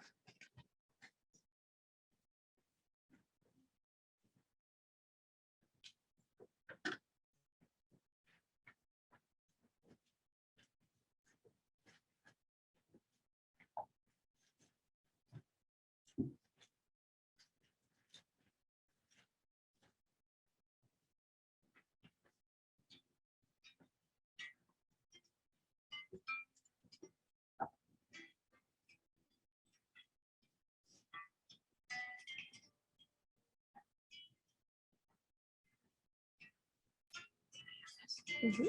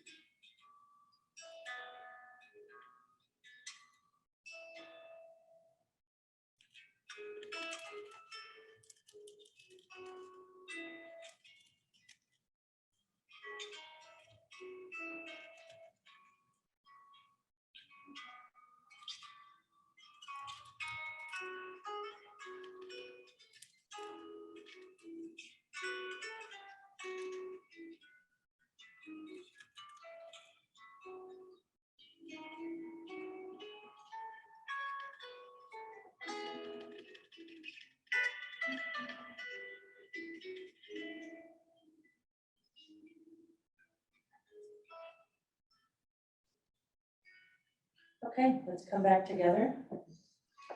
Although I could listen to that guitar music all day long, isn't it nice? I used to play like that. Just kidding. Patty, what are you laughing at me about that for? So I just had an idea about this, this particular exercise, because it's about kind of reflecting on how this work has guided us and directed us and made us kind of who we are. If you just go to your phone and go to your pictures and just find a picture, and those of you online too, you can participate in this manner. Just find a picture of someone that has influenced you in this work, or has brought you to this work, or has taught you into this work.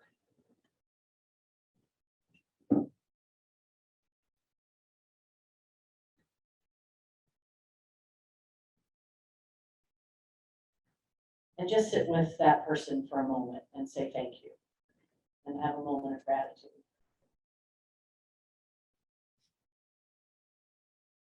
for how they taught you, and brought you to this place. Because we all have a story, we're all here for a reason, and we're all connected to this work at a heart level, and it's about people. We're not building houses or cars, we're not in a factory, we're building systems that support people. Just like my sister who builds bridges to get people from one side to the other, we are also building systems and bridges to get people from one side to the next. And that other side that we're trying to get to is quality life and quality systems of care. So again, this section is about putting some ideas down on paper, trying to move into some place of action. The morning, the keynote is all about heart space. This is about head space. We can kind of shift into some action steps. You have in your packet a worksheet that says the 5 steps, quick steps for advocacy. Should be front and back.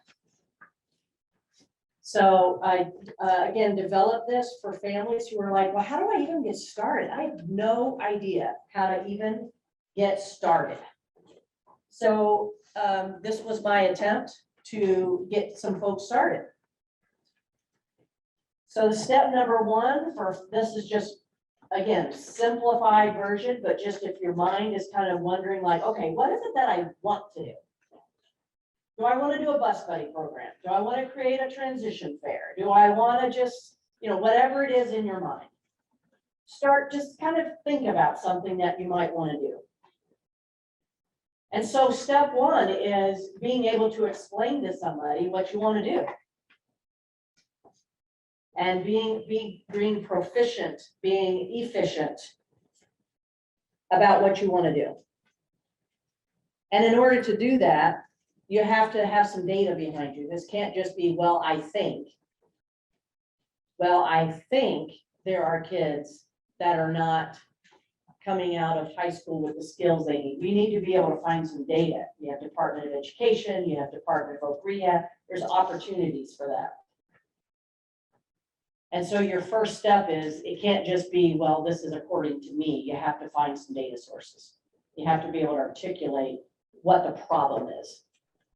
And data without a story is useless, and a story without data is useless. You have to bring these two together. Your step 2 is think about, well, who else would care about this? What's my coalition? Who else would care? So again, let's just take the bus buddy program, for example. When I realized how much money was being wasted by having one bus come and pick up Ollie, and then I was able to ask the school district, well, how many other kids could really ride the other bus? How much does a seat belt cost versus an entire bus? And so we started doing those kinds of cost analysis. So then I was wondering, well, who else would care about that? Well, the taxpayers would care. right? The people in charge of budgets would care. And so think outside the box. Who else would care? Who else might be around the corner that would care about your situation? Step number 3 is on the opposite side. Think about who would not be in favor of that. It's amazing how we think we have this great idea and then we have this blind spot and go, oh, I'll be doggone. I had no idea that these people would not support me.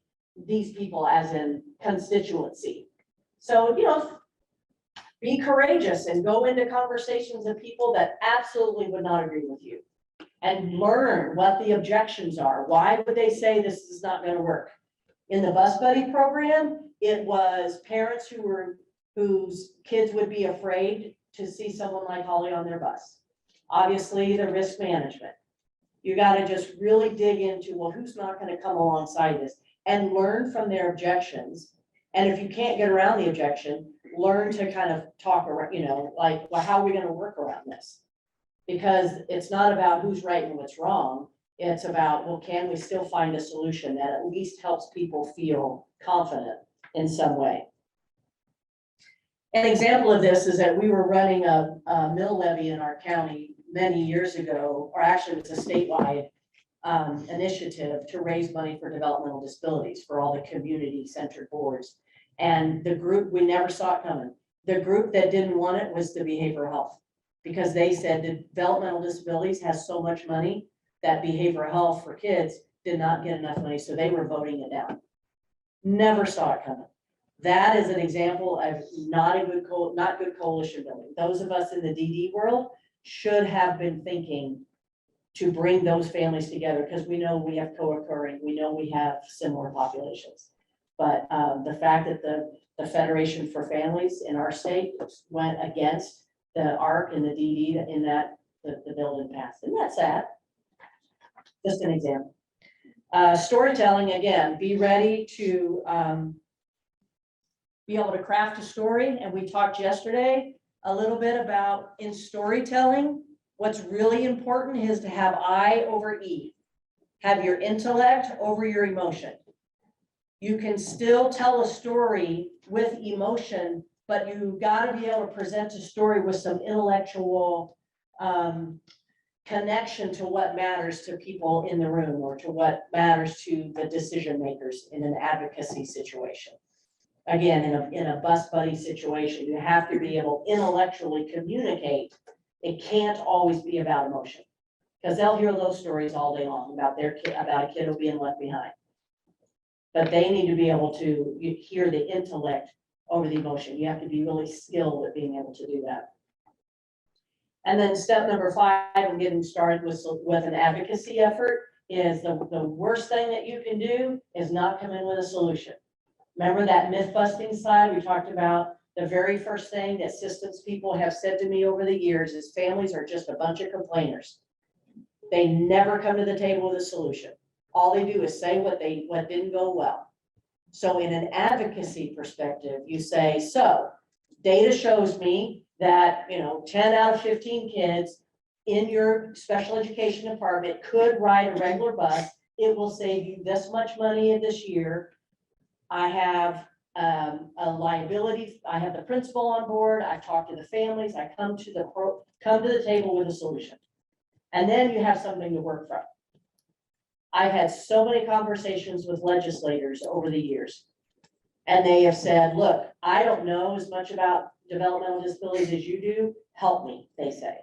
The legislators have come to our group so many times to say, help me come up with a solution. This waiting list, you guys have a waiting list thing coming up, right? Perfect opportunity for a collective opportunity for you guys as a community to put together some 5 steps just to kind of do that. Okay, so in the interest of time, I'm not going to go through this anymore, but you have access to this form. Make copies all day long. Use it with your teams. Use it with your groups. It works for families and it works for agency partners. Yes, Betty. I don't want to take a lot of time, but I'm just very delicate. We'll come in with the solution. You suggest when we come to a legislature or come to a commission or wherever we are,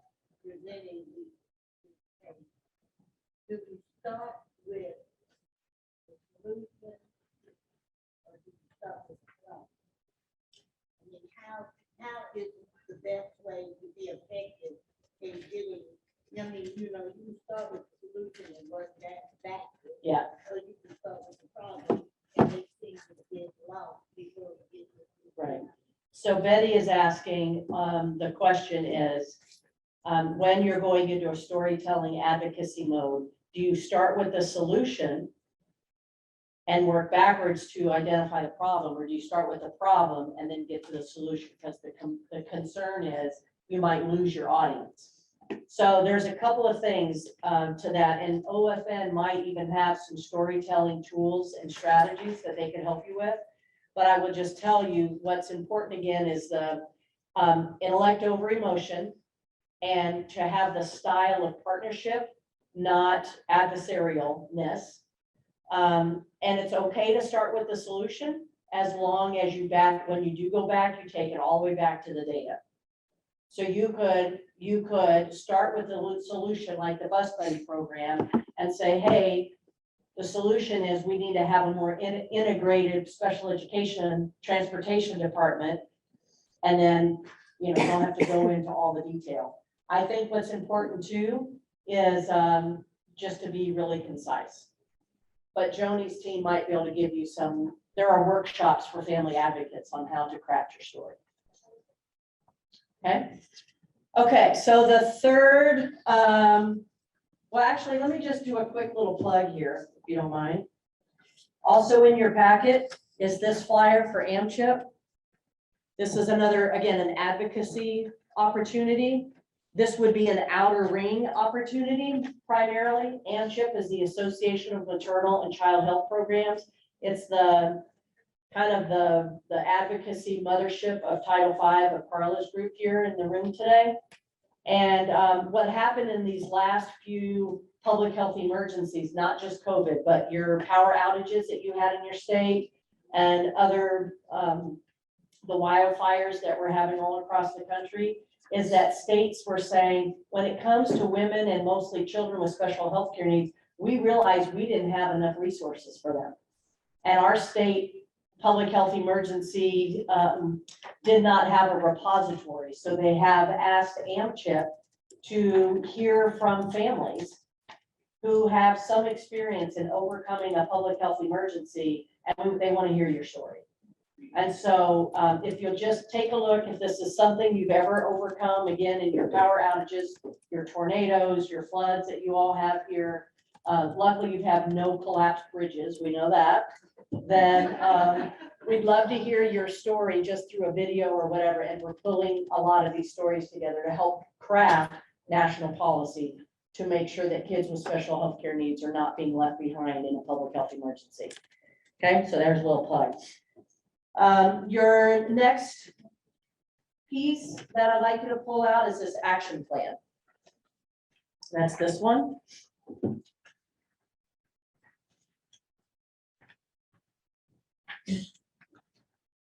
So this is again about, okay, I've been hearing all these things. I just looked at my 5 steps for advocacy. Now I kind of feel like I want to get rolling. Like I really, what do I do? How do I get started? So your first step is to really just be able to state your idea. And we're going to talk about family engagement, for example, here. Let's say you want to include more families in your effort. Let's say you have a family engagement, you want more people on your transition council. We talked about that yesterday. Just, think of something tangible for the sake of this exercise. And again, all these forms, don't worry about writing on them because you have access to them. You can make more copies. So we all have ideas. We're all thinking, what's an idea that you have? You might be able to think about. And then your step 1 is, well, who should I call?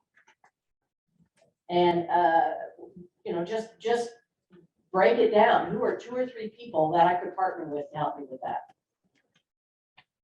This goes in conjunction with your 5 steps, but for now, this is just for you personally, like today. What is it that we could do? Your second step is truly in the next 90 days, with all the ideas that I know you guys have rolling around in your head. In the next 90 days, what is just one thing you could do towards your idea, taking 1 step towards something that you want to do? No judgment, there's no right, there's no wrong. It could just be that I'm gonna talk to my supervisor about it. I'm gonna tell my friend about it and see what kind of reaction I get. Just one step. And then your third step is, this is really about, we have to be better at articulating what it is we want to do. So your third step is name 3 reasons why that you think improving family engagement is important enough to begin taking these small steps. So using your own words, like, why is this so important? You know, I said earlier, and this is what the question that Jerry had asked earlier about, family engagement is not the end, it's the means to the end. So just even learning, just really rethinking that in your mind, that can be part of your number 3, just having that mantra so it comes right off, so you know what that means. I want to shift from servicing families to partnering with families. That's why family engagement is important. I want to partner with families because servicing families just perpetuates learned helplessness. We don't want to have a system of disempowered people. We want to have a system of people that really know what they can do. I mean, think about the hotel industry. Man, they do everything they can to make your life easier. You have self-check-in, they have 5-star ratings or 4-star. I mean, they make it so easy to navigate the hospitality industry. We have Travagio, we've got Priceline, we've got all that. The healthcare system and systems for children, they don't do that. And that's because over the years that the end user, the consumer, has not been a part of that. So here's our opportunity. We get to take the world by storm because we can partner instead of being serviced. We don't want to just be involved for the sake of being involved. We want to be involved because we want to have quality systems.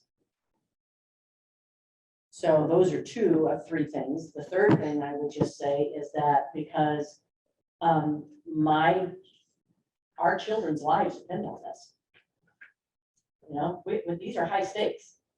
If we don't get this right, we leave kids behind.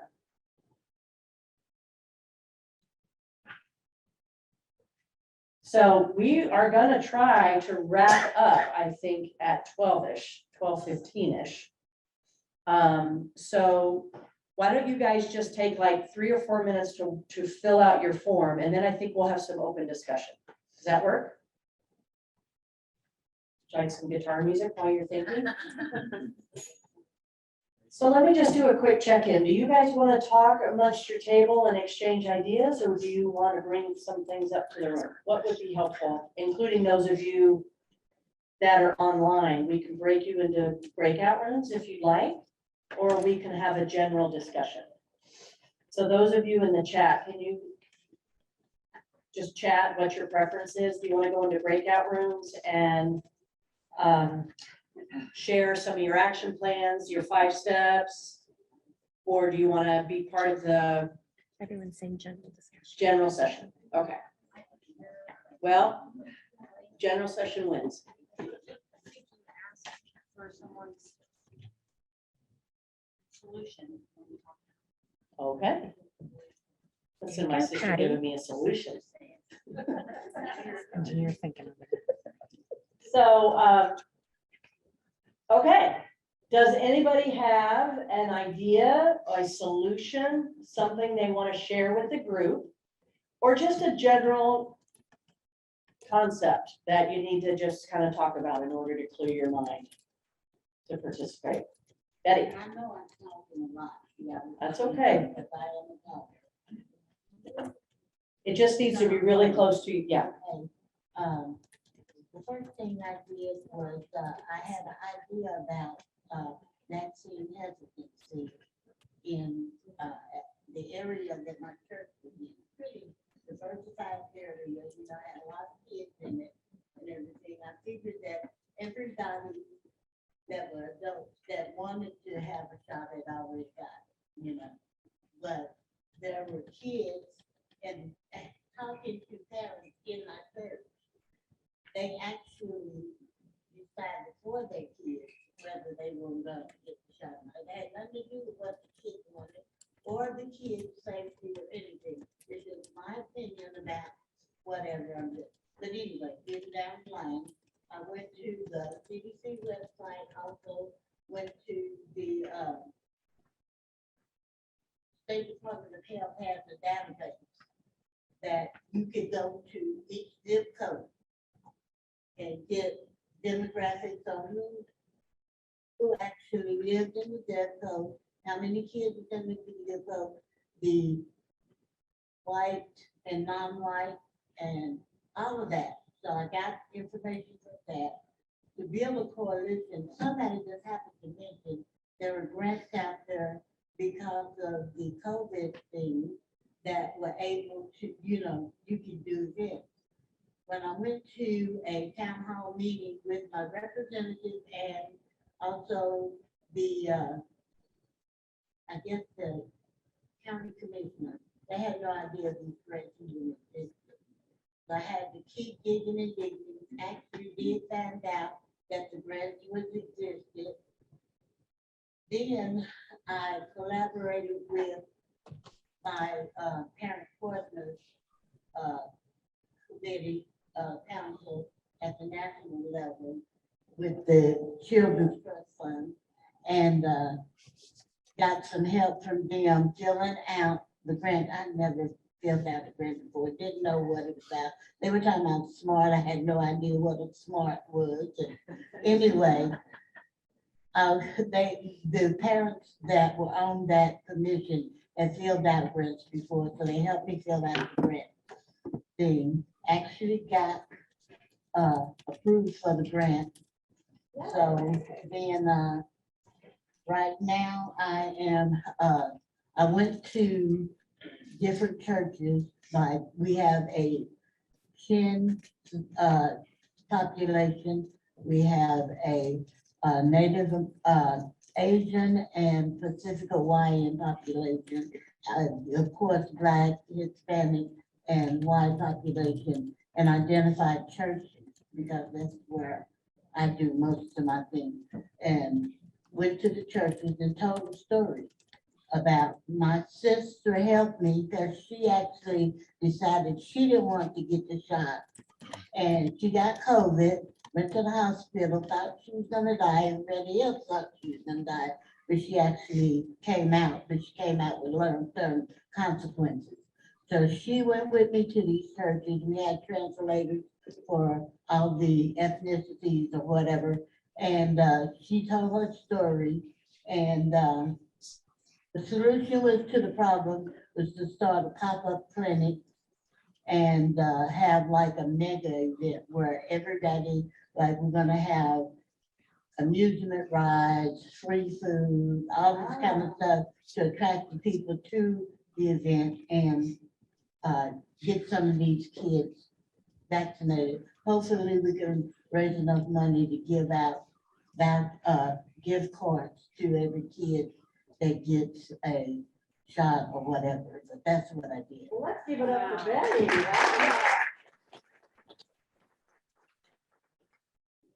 You walked through that whole 5 steps. That is incredible. That's awesome. Anyone else want to share? Thank you, Betty. And thank you, Carla, for being our. Yes, I would like to. Great, thank you. Go ahead, Nancy. This is Nancy Ward. So several years ago, I was on our DD council, and the person who was chair for the board was a representative.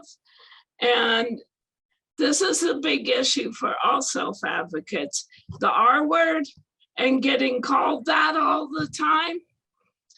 And so I was getting tired of it. So I went and talked to Mark, and because I had a relationship with him, I felt comfortable in going and talking to one of our legislators. And I don't think it was just one person. I don't think it was just me. I think it took all the people first and all the friends that we have in our communities to get rid of that and to do a bill that says from 2007, we're going to have respectful language in our state statutes. Wow. Thank you, Nancy. Did you hear that? Eliminating the R word from all of the language in state. Wow. Excellent. Great job, Nancy. Thank you for being such a leader. Who else wants to share? Anyone else in the chat? Online, in the who, in the nest? What is it supposed to be called? The nest In the owl? nest is a good word for this Zoom, right?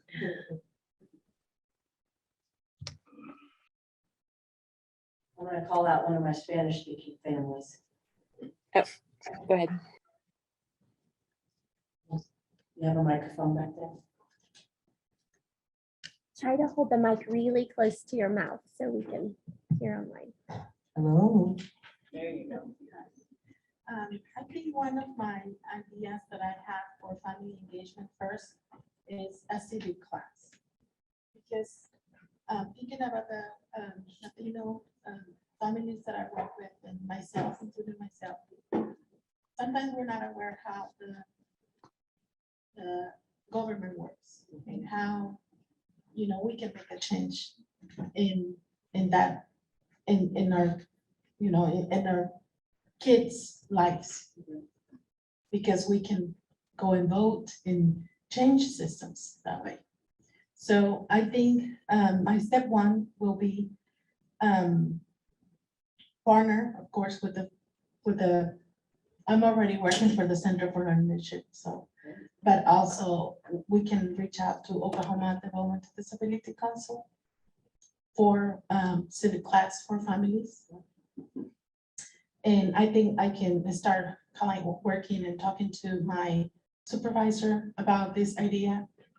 And also, so I think it is important for families to get educated so they can have a better decision for their child's lives and for self-advocates also.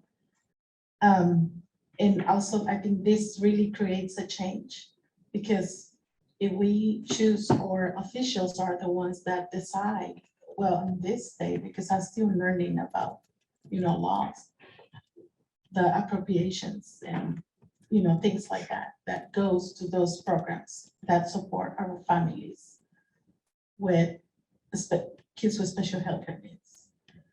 And I think that's it. I'm just thinking about it. I've been thinking about it for like. Woo. Wow, that's gonna happen. That is excellent. Great idea.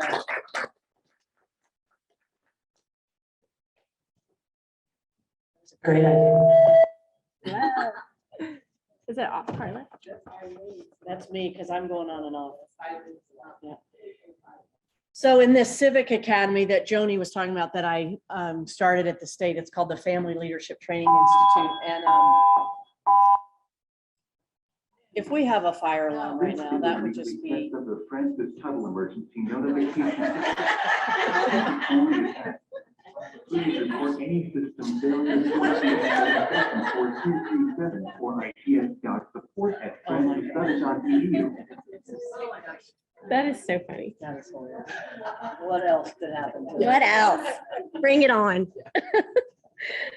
Can I turn this on or we get blasted out? I think you're good. Okay. So I just want to tell you a quick story that I think you'll appreciate.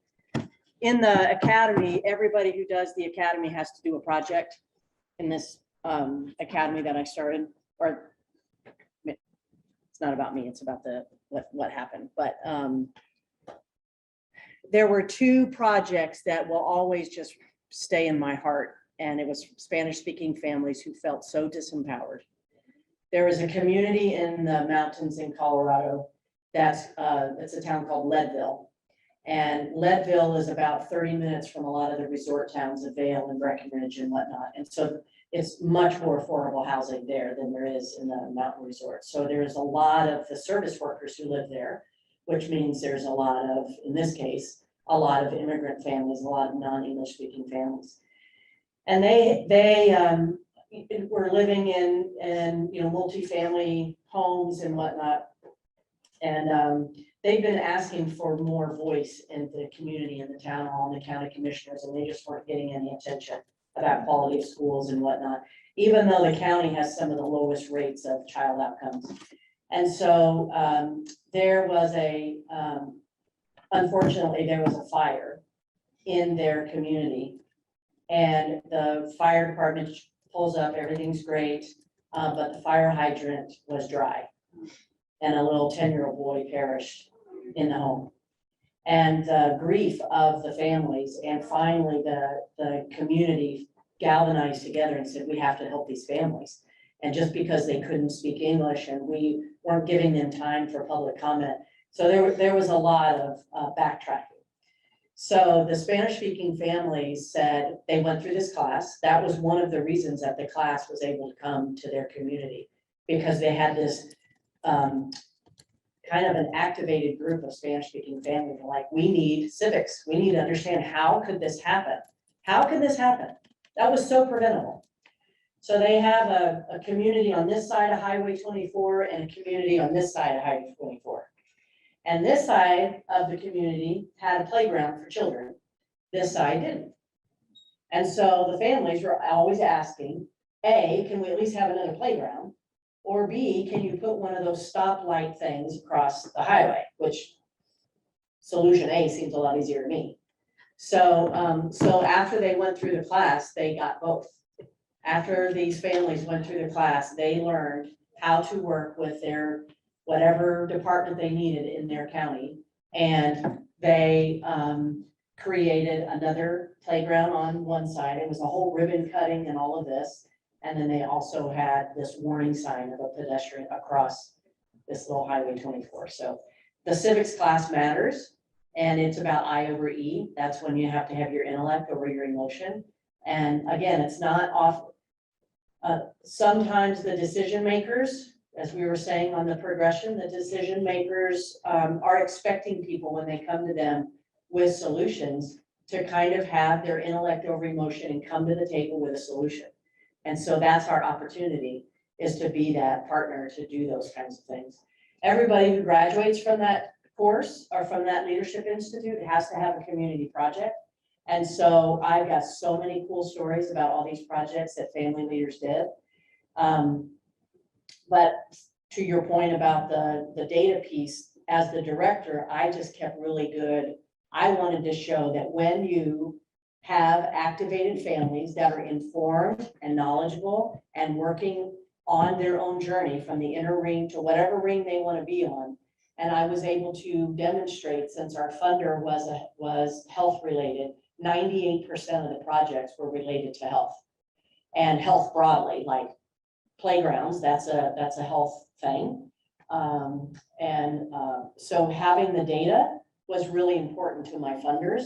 I raised $2.5 million in about 5 years, but that was because I was able to attach the outcomes of those projects to the things that the funders cared about, which in this case was health and well-being. So I'm real big on the whole civics class, because I think that gives us the eye that we need over our E. We have one more online. Oh, we have another online question. Okay. Adrian, go right ahead. Yes, this is Adrienne Elder. Eileen, thank you for your keynote and all of the great tools.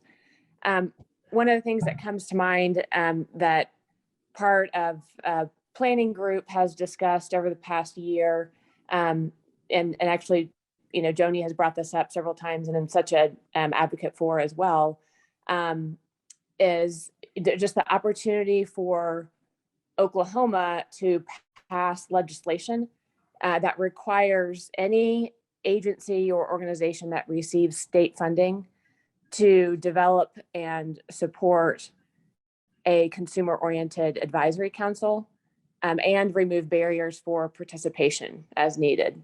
And just love that idea, and just wanted to kind of throw that out there to get feedback. And see how we can galvanize support to make that happen.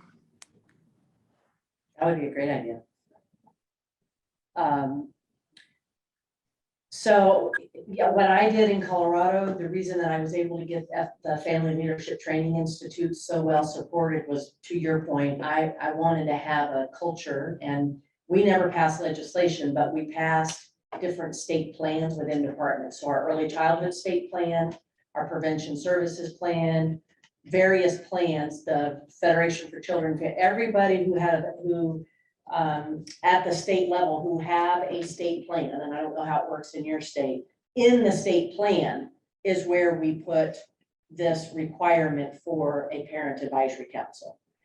And the reason we went that route, because legislation was too hard for us to do that. And so you know how government works. We have three branches of government. You have the executive branch, which is the governor's office and all of the state departments. And then you have the legislative branch, and then you have obviously your courts, the judicial branch. Laws and policies happen either at the executive branch level through state policies and programs and regulations, or state statute, which is legislation. Just because you can't pass legislation doesn't mean you can't get policies in place, but you have to do that through the executive branch. I'm not sure in your state the culture of what's more effective. Oftentimes when there's legislation, the state departments have to react to that, then they have to do things, but you can still get things done without legislation if you have state policies and plans that the governor puts forward. So we can talk through that. And I don't know if Partners in Policy Making here in your state already has some of these civic lessons in place. So Partners in Policy Making is a great leadership course. It's a little specific just to DD, and there's some mental health that's being infused, I understand, but that's a good place to start. And maybe you start with what you have here with Partners in Policy Making and I know they have a good alumni system and whatnot. But even knowing in your state right now, how many boards and commissions are supposed to have family leaders on there and that don't, as that was one of my first arguments that I made, is that we had 16 required seats at the table that were vacant because we didn't have informed family leaders to be at that table. And so that's how I approached it with my governor's office. And we had support from our lieutenant governor. Do you guys have a lieutenant governor? Mm-hmm. Are they elected separately or are they on the same ticket as your governor? Do you have to elect your lieutenant governor, or when you do? So sometimes that's easier too, is you've got to look at if you're going to go with the executive branch perspective, is look at what programs the lieutenant governor is responsible for. In our state, all things related to health fall under the office of the lieutenant governor. So we're pretty good friends with that office. But sometimes the lieutenant governor's office, you can get more done. You'll be surprised to know that the Family Leadership Training Institute in Colorado, the last 4 years has been funded by our Attorney General's office. Who would have thunk?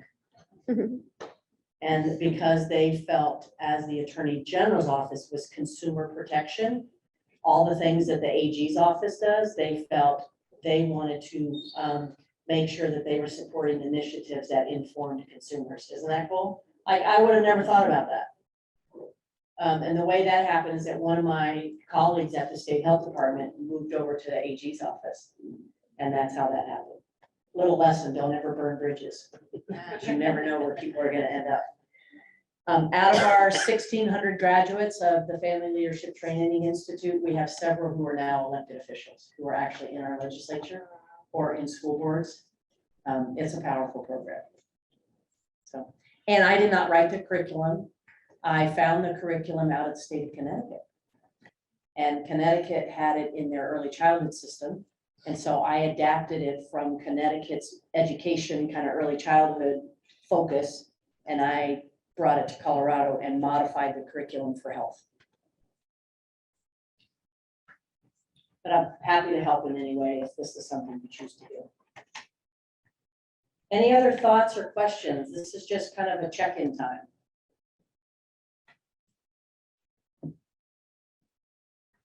You two are so cute.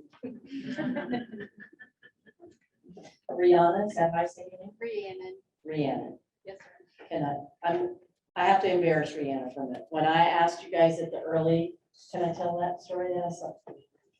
No. Oh. Yeah. She said, you know, pull up a picture of someone that's influenced your life. She took a picture of her mom. I'm not her mom. I'm old enough to be your mom. She took a picture of this lovely family member person that she's with right now. My boss. Your boss. I'm really not even her mom. Just so sweet that you never know, you know, the influence that you have on people. Yeah. She did make my son in first grade, so. Oh, she dated her son in first grade. Any other, I do have a question, I think, that came in on the chat.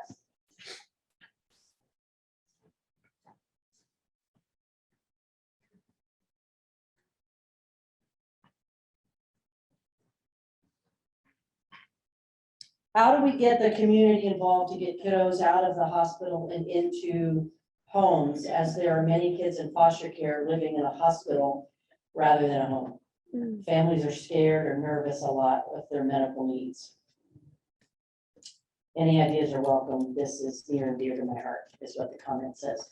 So this is a big issue. We know that generally speaking, 60 to 70% of kids in foster care are identified as children with special health care needs. This is a topic we should be talking about. We should be talking about the system. And I think it comes back to that piece of whatever you're unfamiliar with, you're afraid of. And we just need to, not just, because this is a big issue and I don't want to be dismissive and make this sound really simple. But again, it goes back to that comment of, we used to have kiddos in institutions, we closed the institutions, they're now in the community, we forgot to tell the community. So the child welfare is a system that is not as far ahead as we are around training families in the inner ring, community ring, and outer ring. And we can support, and I know there are people in this room who have adopted kiddos with special health care needs, and that is a good place to start, is ask parents and families, what were some of the safety nets that you felt? What was it that brought you to the table? What caught you, brought you, and taught you? And start there, from a strength-based perspective about what has worked and what is working, with hearing from families that are doing it well. The sibling support in foster care is another strength. We underutilize the power of siblings. I used to be executive director of a group called Camp to Belong, to keep siblings together that are separated in foster care. And we learned a lot. So check out Camp to Belong too, if you want to look at a really cool program. But we need to take that whole family approach, like we've talked about, the whole person approach. That applies in child welfare as well. So that's a simple answer, and I don't mean to be dismissive, but we can talk about that further, maybe in one of the follow-up sessions. So that is it. I think it's about time. Anything else, Heather?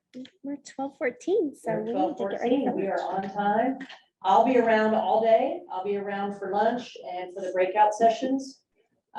Thank you so much for your attentiveness today. Thank you for just committing your heart to being here. And this part of the day has concluded. Thank you.